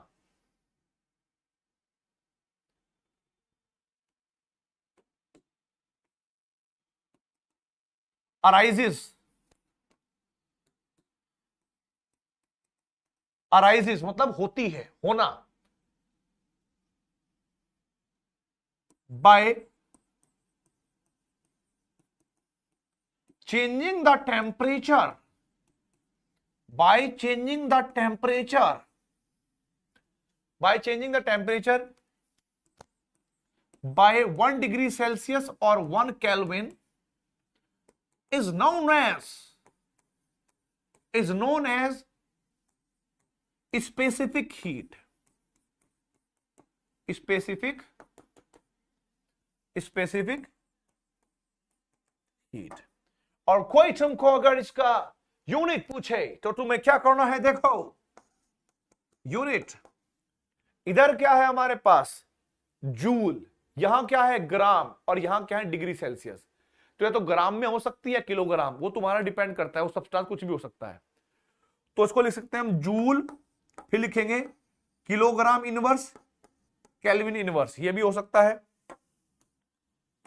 जूल किलोग्राम इनवर्स और केल्विन इनवर्स, या फिर जूल ग्राम इनवर्स केल्विन इनवर्स, या फिर जूल ग्राम इनवर्स और डिग्री सेल्सियस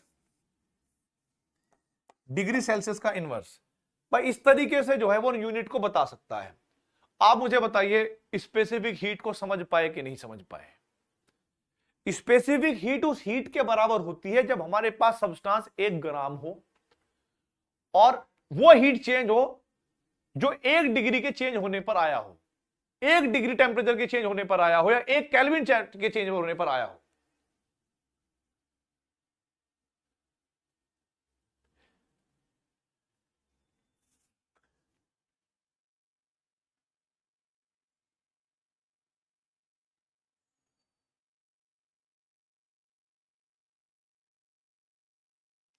बिल्कुल ठीक है भाई,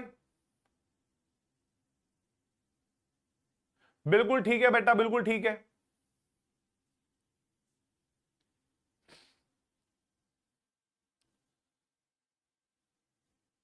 अभी तो बेटा डेफिनेशन ही चल रही है।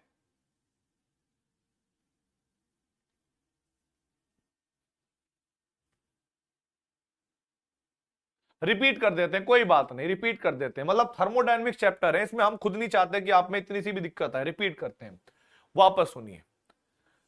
अगर हम किसी सब्सटेंस को, कोई सब्सटेंस गर्म है और उसको थोड़ी देर के लिए छोड़ देते हैं तो उसकी हीट भी कम होती है और उसका टेम्परेचर भी कम होता है, और हम टच करके फील कर सकते हैं, टेम्परेचर को देखकर ये बता सकते हैं कि टेम्परेचर का गिरना और हीट का कम होना एक दूसरे के डायरेक्टली प्रोपोर्शनल है। ऐसा तो नहीं हो सकता कि कोई टेम्परेचर डाउन हो रहा और हीट बढ़ रही हो, ऐसा तो नहीं होता। यानी डिक्रीज जितनी होगी उसके हिसाब से टेम्परेचर भी कम होता चला जाएगा। तो ये क्लासिकल वर्ल्ड है, फिजिक्स का वर्ल्ड है। इन क्लासिकल फिजिक्स डीक्यू जो है, यानी change in heat is directly proportional to change in temperature है। प्रोपोर्शनल को हटाया, सी लिख दिया, इसको हमने बोल दिया कांस्टेंट, और इसी को हम हीट स्पेस क्या बोलते हैं, हीट कैपेसिटी बोलते हैं। बस इस हीट कैपेसिटी को हमें डिफाइन करना है, डेफिनेशन देनी है। अगर मैं इसका डिनोमिनेटर 1 मान लूं, 1 डिग्री सेल्सियस मान लूं या 1 केल्विन मान लूं, तो सी डी क्यू के बराबर हो जाएगा, यानी heat capacity change in heat के बराबर हो जाता है। तो डेफिनेशन क्या बन जाएगी, the change in heat of a substance arises, मतलब आती है, जो होती है, arises due to change by 1 degree of Celsius temperature या 1 केल्विन, मतलब वो हीट चेंज जो 1 डिग्री के चेंज होने पर आता है उसी को हम हीट कैपेसिटी कहते हैं। आगे की कहानी, टोटल हीट कैपेसिटी को 2 भागों में बांटा गया, एक था स्पेसिफिक हीट 1 ग्राम के लिए, एक था मोलर हीट कैपेसिटी जिसको 1 मोल के लिए कहा गया। अगर मान लीजिए मुझे पता है कि मुझे टोटल जितना भी मैटर दे रखा है उसका पूरे मास के लिए इतना है और मुझे 1 ग्राम के लिए निकालना है, तो आप लोगों ने जैसे 12 केले लेके आए थे पापा, आप घर में 4 लोग हो और आपको 1 केले निकालना है, तो आपने कैसे आंसर दिया था 3, कि जो टोटल मेरे पास 12 केले थे उसको आपने अपने टोटल से डिवाइड कर दिया था, टोटल मास कह लो या टोटल नंबर से आपने डिवाइड कर दिया, तो 12/4 बराबर 3 हो गया था। सेम ऐसे ही अगर हमें यह पता है कि पूरे मास का इतना है, हमें 1 ग्राम के लिए चाहिए, 1 किलोग्राम के लिए चाहिए, तो हम क्या करेंगे, मास से डिवाइड कर देंगे। मास से डिवाइड करने के बाद हमारे पास, और हमने ये मान भी लिया कि अगर हमारे पास W 1 ग्राम है और dt की वैल्यू 1 डिग्री सेल्सियस है, 1 केल्विन है, तो जो ये हीट कैपेसिटी है जिसको हम स्पेसिफिक हीट कह रहे हैं वो चेंज इन हीट के बराबर हो जाएगी। और डेफिनेशन क्या बन जाएगी, the change in heat of 1 gram या 1 kilogram of substance arises due to change in temperature by 1 Kelvin or 1 degree Celsius. Do you know? Now मैंने इंग्लिश में भी समझा दिया तुम्हें, ये मैंने अंग्रेजी में लिख दिया, इससे ज्यादा मैंने कुछ नहीं पढ़ा। अब मुझे बताओ बेटा, जिसको रिपीट करवाना था, क्या अब उनको ये बात समझ में आ गई, यस और नो? बोलिए, क्या आपको ये बात समझ में आ गई बेटा? यस और नो का जवाब दीजिए।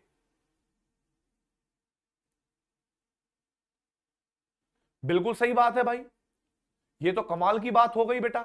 भाई ये होती है बात, ठीक है, बहुत बढ़िया भाई, ये होती है बात, चाहे 10 दिन बाद आ जाए, बहुत बढ़िया भाई, बहुत बढ़िया, क्लियर है। अब हमें पढ़नी है मोलर हीट कैपेसिटी। देखो मैं आपके दिल की बात बताऊंगा, मोलर हीट कैपेसिटी 1 मोल के लिए निकालनी है। अगर हमें टोटल पता है, अगर हमें टोटल पता है और हमें 1 मोल के लिए निकालनी है, तो जितने भी मोल होंगे उससे मल्टीप्लाई करना चाहिए या डिवाइड कर देना चाहिए। तो जरा देखिए भाई, यहां पर मैंने कहा molar heat capacity, molar heat capacity, ठीक है, मोलर हीट कैपेसिटी। आपको पता है कि सर मोलर हीट कैपेसिटी को हम रिप्रेजेंट कर रहे हैं cm से, और ये होती है टोटल हीट कैपेसिटी, जो भी होगी ना उसको आप टोटल मोल से डिवाइड कर दो। और टोटल हीट कैपेसिटी किसके बराबर होती है बेटा? चेंज इन हीट बटे चेंज इन टेम्परेचर, और एन आपने यहां रखा, बात तो सही है। फिर मैंने ये कहा कि भाई इफ मोल बराबर 1 हो और चेंज इन टेम्परेचर बराबर 1 डिग्री सेल्सियस हो या फिर 1 केल्विन हो, तो आप लोग समझ जाओगे कि जो मोलर हीट कैपेसिटी है Cm that will B heat change के बराबर। और डेफिनेशन क्या बनेगी भाई, देखना,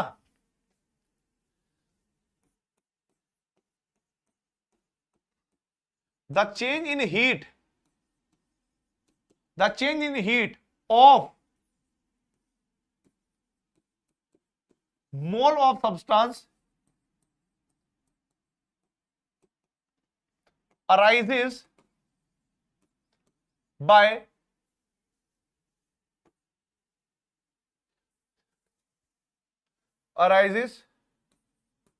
with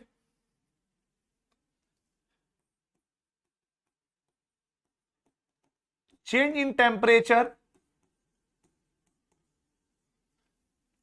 by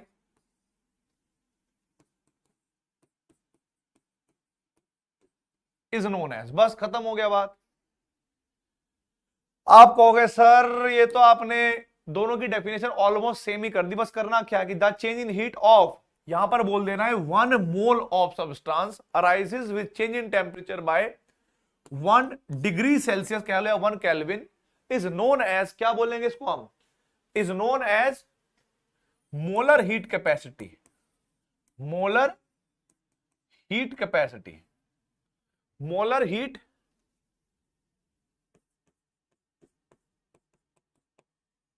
ठीक है भाई, मोलर हीट कैपेसिटी, ये हो गया हमारे पास एक चीज। और भाई अगर हम इसकी यूनिट की बात करें, यूनिट, तो यूनिट होगी क्या, ऊपर जूल है, नीचे क्या है, मोल है, तो पर मोल हो जाएगा जूल पर मोल पर केल्विन, ये हमारे पास इसकी यूनिट हो गई बेटा, जूल पर मोल पर केल्विन, ये हमारे पास हो गई बेटा इसकी यूनिट।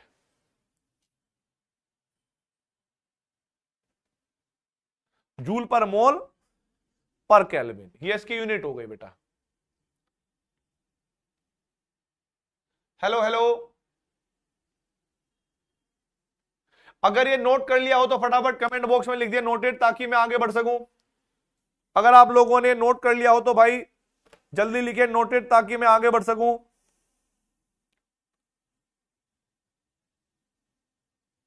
ठीक है, डन।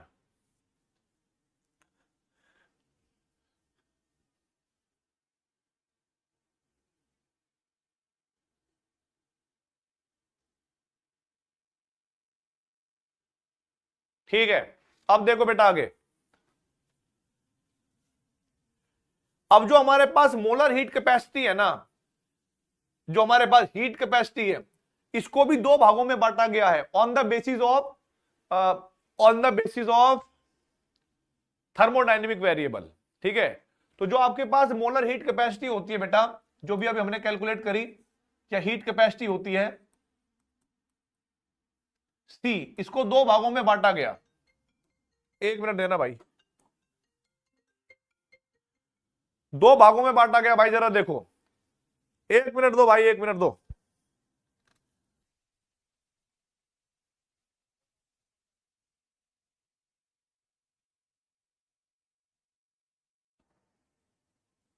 हेलो हेलो, आवाज आ रही है क्या भाई? देखो बेटा, हीट कैपेसिटी को on the basis of thermodynamic parameter दो हिसाबों में बांट दिया जाता है। ठीक है, अरे भाई ये हैंग हो गया बेटा, थोड़ी देर रुक जाओ। हाँ ठीक है, सी क्या होता है बेटा, एक होती है heat capacity, heat capacity at constant pressure,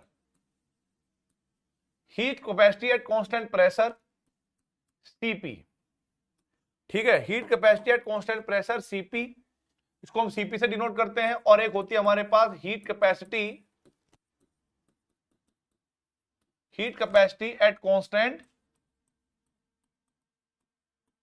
eight constant volume, जिसको हम डिनोट करते हैं बेटा जी सीवी से। ठीक है, फटाफट इसको नोट करिए भाई, फटाफट इसको नोट करिए बेटा।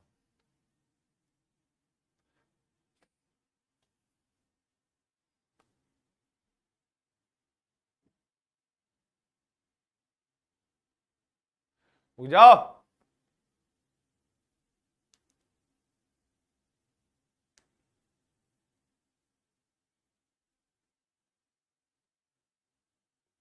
ठीक है,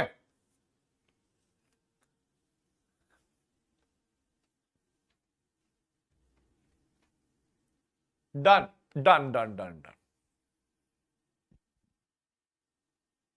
अब बेटा सुनो मेरी बात, अब मेरी बात सुनो यहां से, ये था मेरे पास क्या बेटा, हीट कैपेसिटी सीपी और सीवी। अब इनकी वैल्यू भी है, इनमें रिलेशन भी है, वो हम पढ़ेंगे आगे जब उनकी जरूरत होगी, क्योंकि उनके लिए हमें, उनको समझने के लिए हमें फर्स्ट लॉ ऑफ थर्मोडायनेमिक्स की जरूरत पड़ेगी। ठीक है, उनको समझने के लिए हमें फर्स्ट लॉ ऑफ थर्मोडायनेमिक्स की जरूरत पड़ेगी। और अब हमारे पास स्टार्ट हो चुका है फर्स्ट लॉ ऑफ थर्मोडायनेमिक्स, यहां से आगे की पार्ट में। ठीक है, इसको नोट करके यहीं पे अभी छोड़ो। ठीक है, इसको नोट करके यहीं पर अभी छोड़ दो, और इसके बाद आप लोगों को एक और दो पेज छोड़ दो आप, इसके बाद आप दो पेज छोड़ दो। ठीक है, एक और दो पार्ट। अब ये वैल्यू कैसे निकलती है, गैसेस कैसे कैसे चेक करते हैं, वो मैं आपको बताऊंगा law of equipartition of energy में। अब यहां से हमारे पास फर्स्ट लॉ ऑफ थर्मोडायनेमिक्स है, इंट्रोडक्शन हो गया खत्म। अब हमारे पास आएगा भाई first law of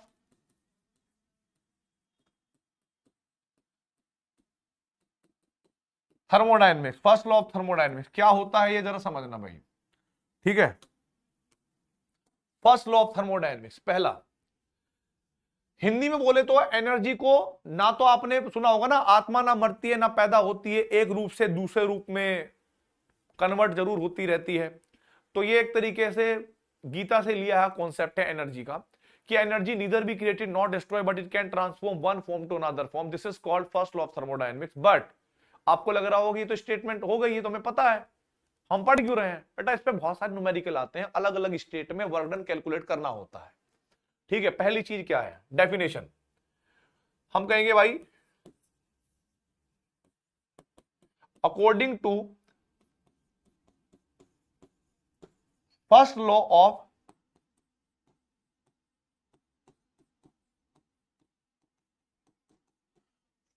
thermodynamics, energy neither be created nor destroyed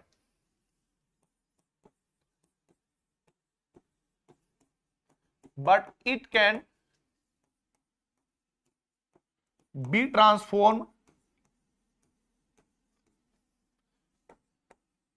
from one form to another।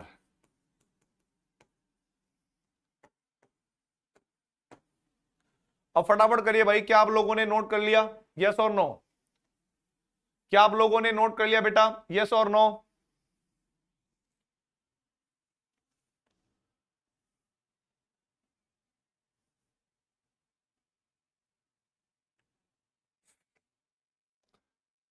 रुक जाओ रुक जाओ रुक जाओ, ऐसे कमेंट मोन नहीं करेगा, मैंने ऑन तो कर रखे हैं, फटाफट बताओ भाई।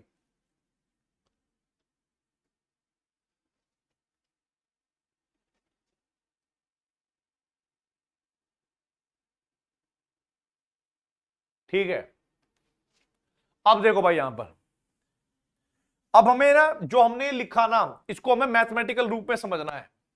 हमें क्या समझना है, मैथमेटिकल रूप में। देखो भाई मैथमेटिकल रूप, mathematical form of first law of thermodynamics.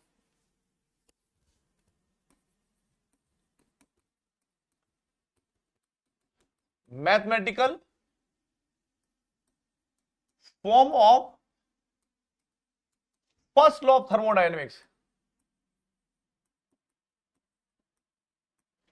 इसी बात को हमें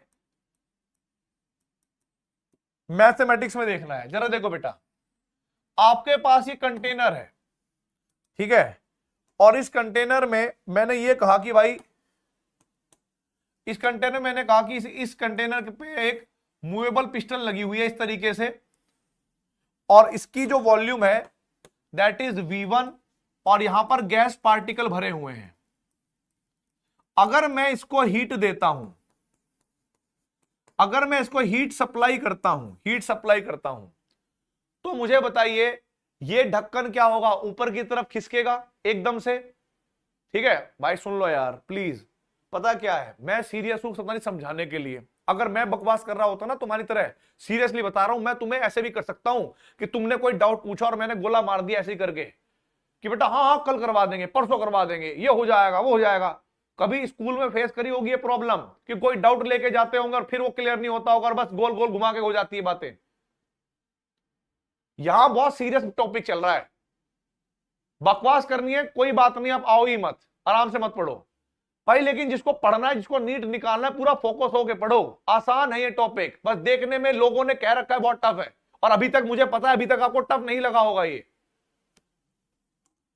इसका इंट्रोडक्शन चला है 2 चैप्टर, मतलब 2 लेक्चर तक, आज भी और कल भी। अब यहां से फर्स्ट लॉ ऑफ थर्मोडायनेमिक्स चालू हुआ है, यहां से न्यूमेरिकल आने चालू होंगे। अब देखते रहना कैसे। मैंने क्या करा, हीट दी, मैंने क्या करा, हीट दी, और ऐसा हुआ होगा कि ये ढक्कन ऊपर की तरफ गया होगा, ये ढक्कन क्या होगा बेटा, ऊपर की तरफ गया होगा, और यदि ये ढक्कन ऊपर की तरफ गया होगा तो इस सिस्टम ने वर्क डन करा होगा। तो बहुत सारे बच्चे क्या सोचते हैं, मतलब लिखना नहीं है मेरे साथ, नहीं लिखना है, मैं बाद में जब बोलूंगा तब लिखना है, अभी समझना है। उनको लगा कि मैंने जब हीट दी तो भाई heat given to the system, समझना मेरी बात को, heat given to the system positive या नेगेटिव। आप कहोगे सर पॉजिटिव ले, हम हीट दे रहे हैं। मैंने कहा ठीक है। और work done by the system, क्योंकि देखो ढक्कन ऊपर जा रहा है तो work done by the system हुआ ना, तो आप करो हां सर वर्क डन के बराबर है। लेकिन वर्क डन क्योंकि हमें ऑब्जर्व हो रहा है तो हमने नेगेटिव ले लिया, और हमने कहा कि क्या ये फर्स्ट लॉ ऑफ थर्मोडायनेमिक्स है कि जितनी हीट हम किसी सिस्टम को दे रहे हैं वो उसको कन्वर्ट कर रहा है टोटल वर्क में। सच में यही फर्स्ट लॉ ऑफ थर्मोडायनेमिक्स है। आधे बच्चों ने कहा सर आपने यही तो बताया, energy neither be created not destroy but it can transform one form to another form, और यही आपने हमें बताया, और उसके हिसाब से तो ये इक्वेशन बिल्कुल सही है। मैंने कहा अरे ओ देवता मेरी बात सुन ले, ठीक है मेरी बात सुन ले बेटा, इलाज कर दिया जाएगा। सपोज करो कि ये जो पार्टिकल होंगे ना, ये पार्टिकल होंगे, जब आप इसको हीट दे रहे होंगे स्टार्टिंग में ढक्कन ऊपर नहीं सरकेगा। कभी आप लोगों ने देखा होगा, आपने ऐसा नहीं करा कि कुकर को चूल्हे पे रखा और तुरंत सीटी चालू, ऐसा नहीं देखा होगा। आपने कभी ऐसा नहीं देखा होगा कि चाय बनाने लग रहे हो तो आपने गैस चालू करी और वो जो प्लेट होती है तुरंत ऊपर भाप बननी चालू हो जाती है, एकदम नहीं होता। पहले क्या होता है, जो हीट है ना, हीट जब हीट देते हैं तो उसका थोड़ा सा पार्ट मोलिक्यूल को लगता है गरम गरम, मोलिक्यूल को लग रहा है गरम गरम, ओए भाई अभी तो मजा आ रहा है, ठंडा था मोलिक्यूल। फिर उसके बाद जब मोलिक्यूल को और गर्मी लगेगी, ओ भाई ये तो बहुत तेज ठंडा टेम्परेचर बढ़ रहा हो, तो भाई टेम्परेचर पूरी तेज बढ़ गया। फिर ये क्या काम करते हैं, जब और टेम्परेचर को फील होता है कि भाई टेम्परेचर ज्यादा हो गया, रोने लगते हैं भाई भागो भागो भागो भागो, पूरी तेज भाग रहे, एकदम पूरी तेज भागे जा रहे हैं, ठीक है, सर मार रहे एक दूसरे के साथ, सर मार रहे टक्कर इसके साथ, ठीक है, समझ रहा। इससे जब इन पर कोलिजन बढ़ेगा तब जाके ये पिस्टन ऊपर उठती है। इस पिस्टन से ऊपर उठने से पहले ना कुछ और भी काम होता है। क्या होता है, जैसे पार्टिकल घूम रहा है ऐसे करके, टेने टेने टेने, अचानक टेम्परेचर बढ़ा तो पहले क्या होगा कि उसकी इंटरनल एनर्जी बढ़ेगी। कैसे इंटरनल एनर्जी कैसे बढ़ेगी, जब उसको लगेगा गरम गरम, पूरी तेज भाग गया, एकदम चालू स्पीड बढ़ गई, ठीक है। अगर वो ऐसे घूम रहा होगा, अचानक से टेम्परेचर बढ़ा दिया तो वो एकदम पूरी तेज घूमने लगा होगा, है ना। तो पहले एनर्जी का कुछ पार्ट, यानी पहले हीट का कुछ पार्ट जो हम इसको दे रहे हैं, वो इसकी इंटरनल एनर्जी को बढ़ाने में खर्च हो गया। इंटरनल एनर्जी को बढ़ाने में कैसे खर्च हो गया, कि अगर वो कोई धीरे चल रहा तो उसको स्पीड से चला रहा है, कोई धीरे घूम रहा था स्पीड से घुमा रहा है, कोई वाइब्रेशन धीरे से कर रहा था टुक टुक टुक टुक, अब वो धीरे धीरे कर रहा है ना। तो पहले इंटरनल एनर्जी को बढ़ाने में, फिर जो हीट बची हुई होगी उसके बाद इसने वर्क काल चालू किया होगा।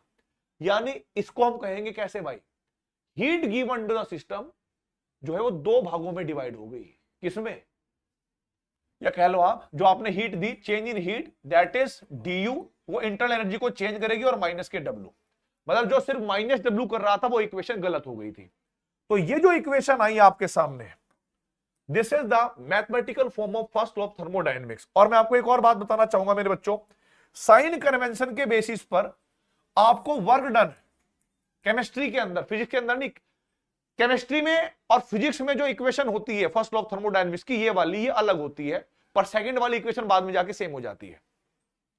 हम लोग केमिस्ट्री में वर्क डन लेते हैं माइनस के पी एक्सटर्नल इंटू में डीवी। डीवी का मतलब चेंज इन टेम्परेचर, जो मैंने अभी चेंज इन वॉल्यूम, जो मैंने अभी थोड़ी देर पहले पढ़ाया था। तो इसी इक्वेशन को आप ऐसे भी लिख सकते हो, change in heat is equal to change in internal energy, जो आपने हीट में चेंज किया उससे इंटरनल एनर्जी में चेंज आया, और प्लस पीडीवी, कुछ वर्क डन भी हो गया। तो यहां पर ये वाली इक्वेशन केमिस्ट्री और फिजिक्स में दोनों में सेम है, ये वाली अलग है। तो ये हमारे पास फर्स्ट लॉ ऑफ थर्मोडायनेमिक्स है बेटा, और इस पर कल से न्यूमेरिकल चालू होंगे, मतलब कल क्या, मतलब अभी से चालू कर दूंगा मैं तो, ठीक है। अब मैं माफी चाहता हूं आपको बोर करने के लिए, क्या करूं मैं, है ना। हाँ, तुम पढ़ाई करने थोड़ा ही आए हो, तुम तो सर्कस देखने आए थे, और तुमने 4 रुपए का टिकट खरीदा होगा, है ना। और फिर वहां पर बोर्ड लगा हुआ था बाहुबली सर्कस वाला, बट एंड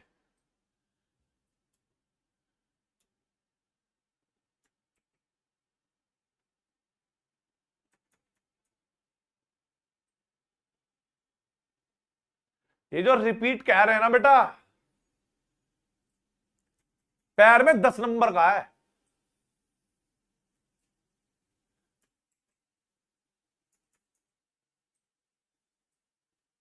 इतना धीरे स्लो आराम से पढ़ाने के बाद कह रहे हैं रिपीट। ओ भाई रुक जा यार, अरे सुनती हो, अरे ओ हर्षा मैडम, भाई दिक्कत चल रही है। हेलो बच्चों, तुम्हें कभी कभी एक बात बताओ, जब तुम कभी अपनी क्लास में खाली रहते हो, ठीक है, अपनी क्लास में खाली रहते हो और तुम्हारे अंदर की जो एनर्जी होती है, गलत ना चला जाइए, बनाने दो, कोई कहानी उससे सुनाएंगे हम, रुक जाओ अभी।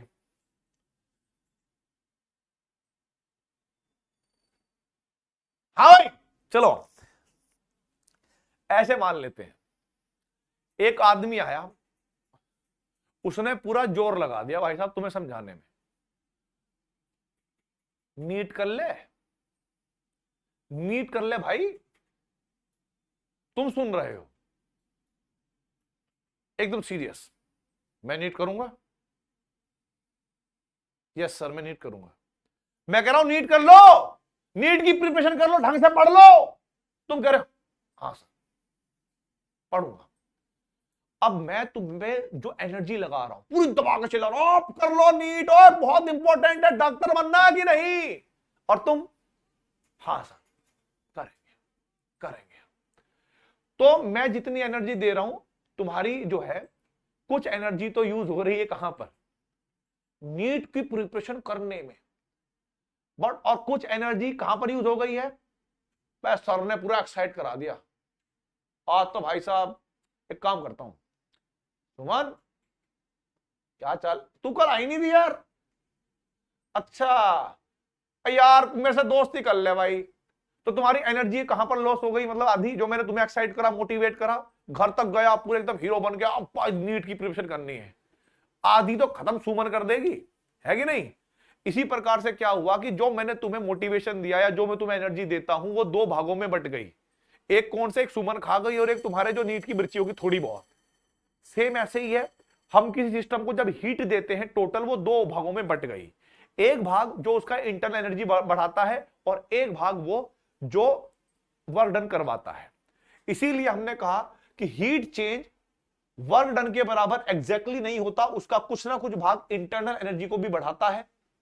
तो इसीलिए हमारे पास जो हमने पहले इक्वेशन लिखी थी ना, ये वाली इक्वेशन लिखी थी इस तरीके से कि total heat change is not equal to work done. 100% heat हमने दी, 100% वर्क डन नहीं होता भाई, होता ही नहीं, ठीक है। और जब होता नहीं है तो ये नहीं हो सकता जी।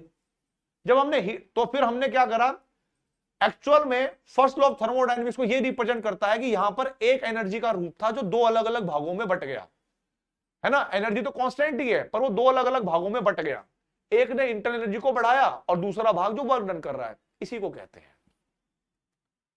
अब मुझे बताओ भाई समझ में आ गया कि नहीं आ गया।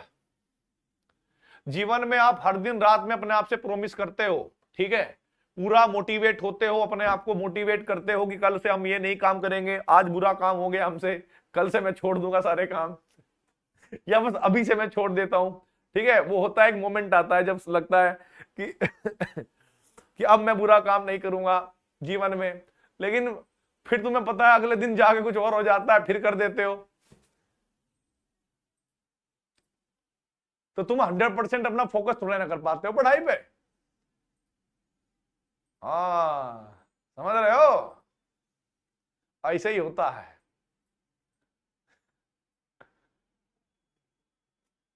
तो वही है बेटा, 100% एनर्जी पढ़ाई पर नहीं लगती, इधर उधर भी लगती है।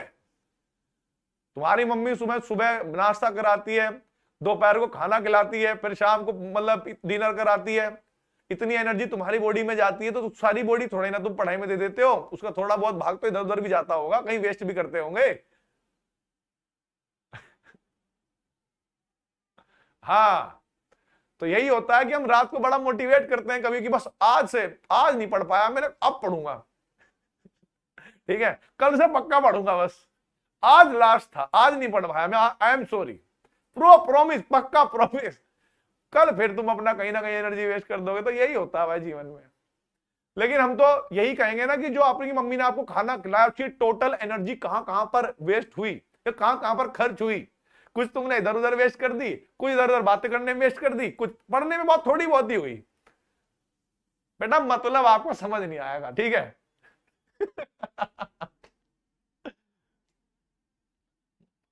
हाँ, खेलने में कर दी, देखो कितना बढ़िया बात बताया उसने, खेलने में कर दी, बहुत बढ़िया बेटा। चलो अब मेरी बात सुन लो यहां पे। अब मैंने जो इंट्रोडक्शन करवाया और जो फर्स्ट लॉ ऑफ थर्मोडायनेमिक्स के बारे में बताया, मैं उसके ऊपर कुछ क्वेश्चन करवाऊंगा भाई, ठीक है।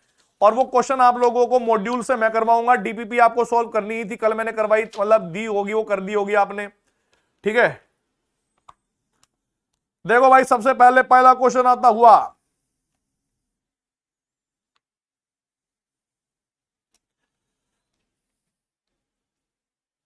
अब देखो भाई आगे, बदतमीजो आगे बढ़ते हैं। पहला क्वेश्चन क्या है,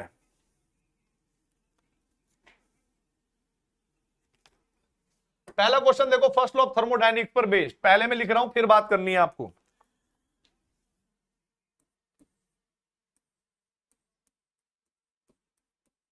work done by A system, work done by A system is 8 joule, ठीक है, when 40 joule, 40 joule heat is supplied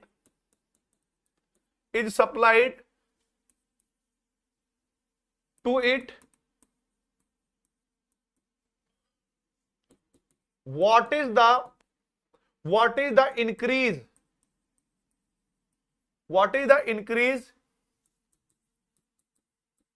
in internal energy,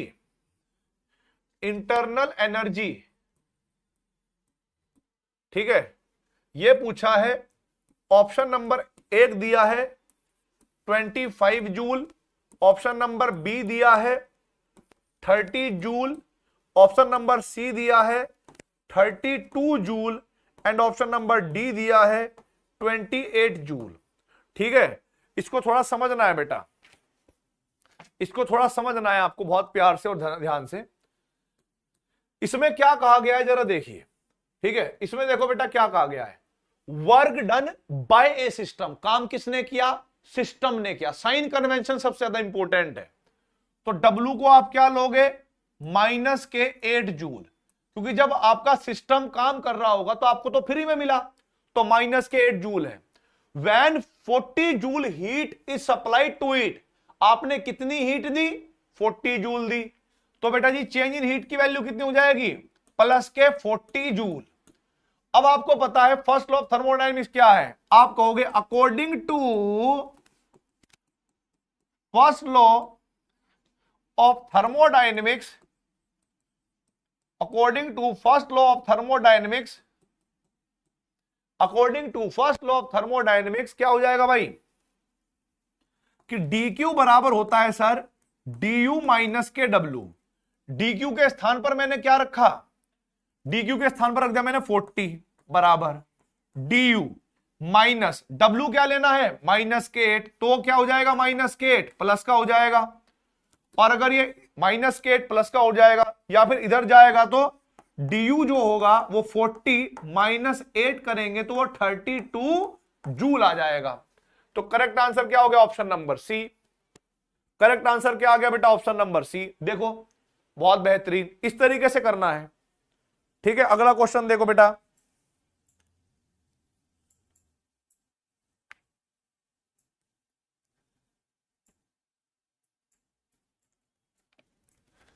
बहुत बढ़िया भाई, कमाल कर दिया तुमने तो आज। अगर ये हो गया हो तो क्या मैं आगे बढ़ूं बेटा? हो ही गया होगा। अगला क्वेश्चन देखिए भाई, अगला क्वेश्चन देखिए, सेकंड क्वेश्चन क्या कहता है? ये कहता है which of the following, which of the following is not a state function, which of the following is not a state function, ये बताना है आपको। आपको मैंने स्टेट फंक्शन याद करने के लिए बोला था और फिर बोला था कि उनको छोड़कर बाकी सारे, सॉरी मैंने आपको पाथ फंक्शन याद करने के लिए बोला था और मैंने बोला था कि उनको छोड़कर बाकी सभी स्टेट फंक्शन होंगे। अब यहां पर देखो भाई, ऑप्शन नंबर 1 इंटरनल एनर्जी, दूसरे नंबर पर फ्री एनर्जी, फ्री एनर्जी, और भाई वर्क, और भाई एंथैल्पी। तो आपको याद होगा वर्क डन को या वर्क को मैंने जो है पाथ वाले में लिखा था बेटा, तो इसका करेक्ट आंसर क्या हो जाएगा भाई? A B C D.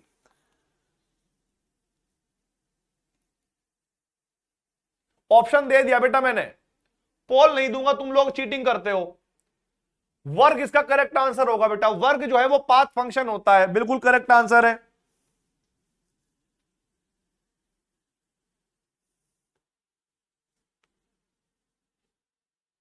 देखो भाई अगला क्वेश्चन देखिए, यहां पर नेक्स्ट क्वेश्चन है third question.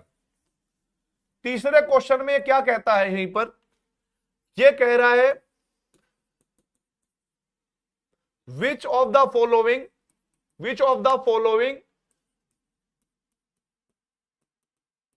Which of the following is an intensive, intensive property. Intensive property वो प्रॉपर्टी होती है जो अमाउंट पर डिपेंड नहीं करती। Option number 1 volume, option number B mass, option number C density, and option number D energy.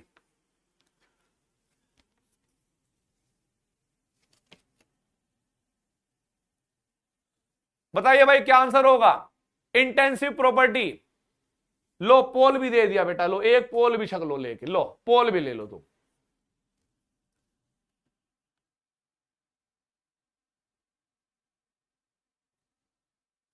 ठीक है भाई,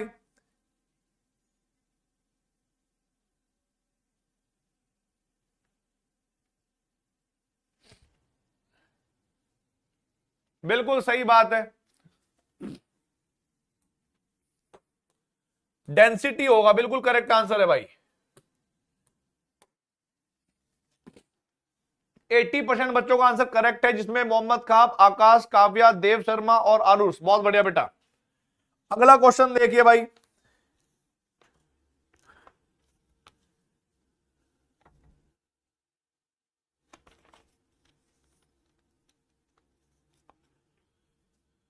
क्वेश्चन नंबर 4 देखो भाई क्या दे रखा है।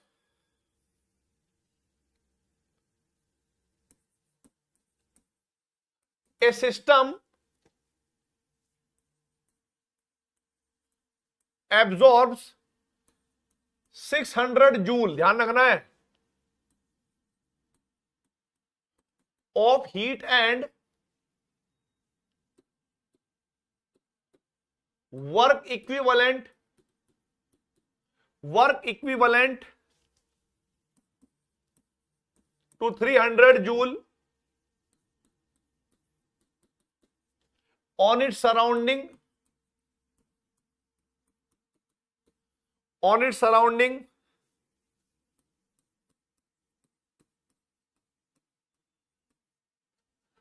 the change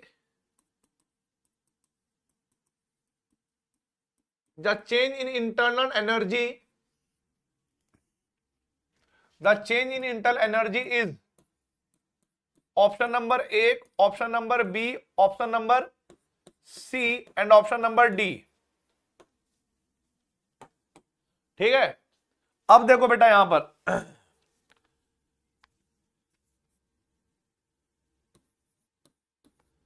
300 जूल, 400 जूल, मतलब एक सिस्टम ने 600 एनर्जी क्या करी, एब्जॉर्ब करी।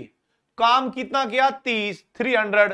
काम कितना किया, 300। सोचो जो बची हुई होगी वो कहां पर गई होगी, कहीं ना कहीं वो इंटरनल एनर्जी को बढ़ा रही होगी। तो करेक्ट आंसर आएगा बेटा जी ए ऑप्शन, बिल्कुल करेक्ट है भाई।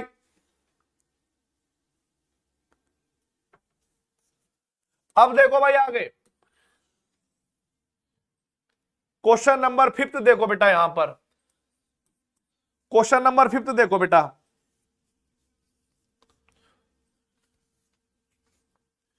इंटरनल एनर्जी, इंटरनल एनर्जी, ठीक है, internal energy does not include, आप लोगों को डीपीपी सॉल्व करनी है, मॉड्यूल में करवा दूंगा अपने आप, ठीक है। Does not include option number A, option number B, option number C, option number D. ध्यान से देखो भाई, पांचवे में वाइब्रेशनल एनर्जी और भाई रोटेशनल एनर्जी,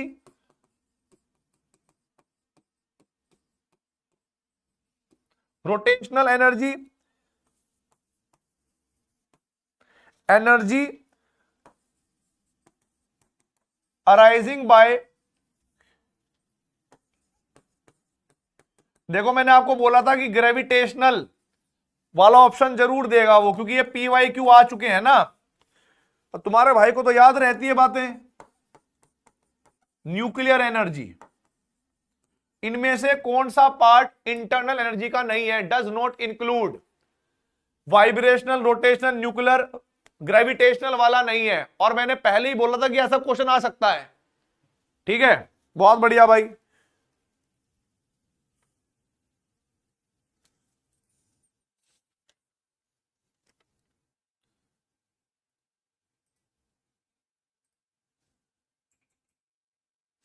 आगे देखो भाई, नेक्स्ट, नेक्स्ट देखो भाई, नेक्स्ट क्वेश्चन, क्वेश्चन नंबर 6 देखिए। In a change, in a change from state A to state B, हमने स्टेट ए से स्टोर, चुप, लास्ट क्वेश्चन है ये, बदतमीज कहीं का। ऑप्शन नंबर 1 देखो बेटा, Q depends only, only on the initial and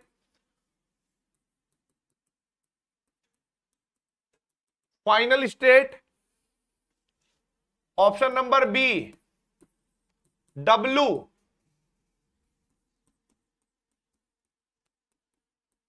depends only on the initial and final state. C आएगा, internal energy change depends only on the initial and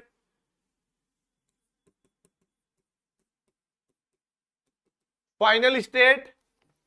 delta E का मतलब होता है इंटरनल एनर्जी, ठीक है, और डेल्टा ई लिखा होगा भाई यहां पर depends, depends upon the path adopted by A to change into B. What is the correct answer? Please give me the answer. Correct answer आ गया बेटा ऑप्शन नंबर सी। देखो जितना आप लोगों ने फोकस किया ना समझने में, इंट्रोडक्शन को समझने में, क्वेश्चन करने में उतनी आसानी हो रही है, मतलब देखते ही क्वेश्चन बन रहे हैं। तो आप लोग बिल्कुल भी टेंशन ना लो, ठीक है। आप लोग इसी तरीके से करते रहो, क्वेश्चन बनते रहेंगे। भाई ये तुम्हारे मॉड्यूल के सारे क्वेश्चन करवाने का वादा करा है मैंने, तो सारे क्वेश्चन करवाऊंगा, टेंशन क्यों ले रहा है। चलिए बेटा आज की क्लास में इतना ही रखते हैं, अगली क्लास में मिलेंगे। अच्छे से मेहनत करते रहो, ऐसे ही आगे बढ़ते रहो, ठीक है। चलो बाय बाय, टाटा।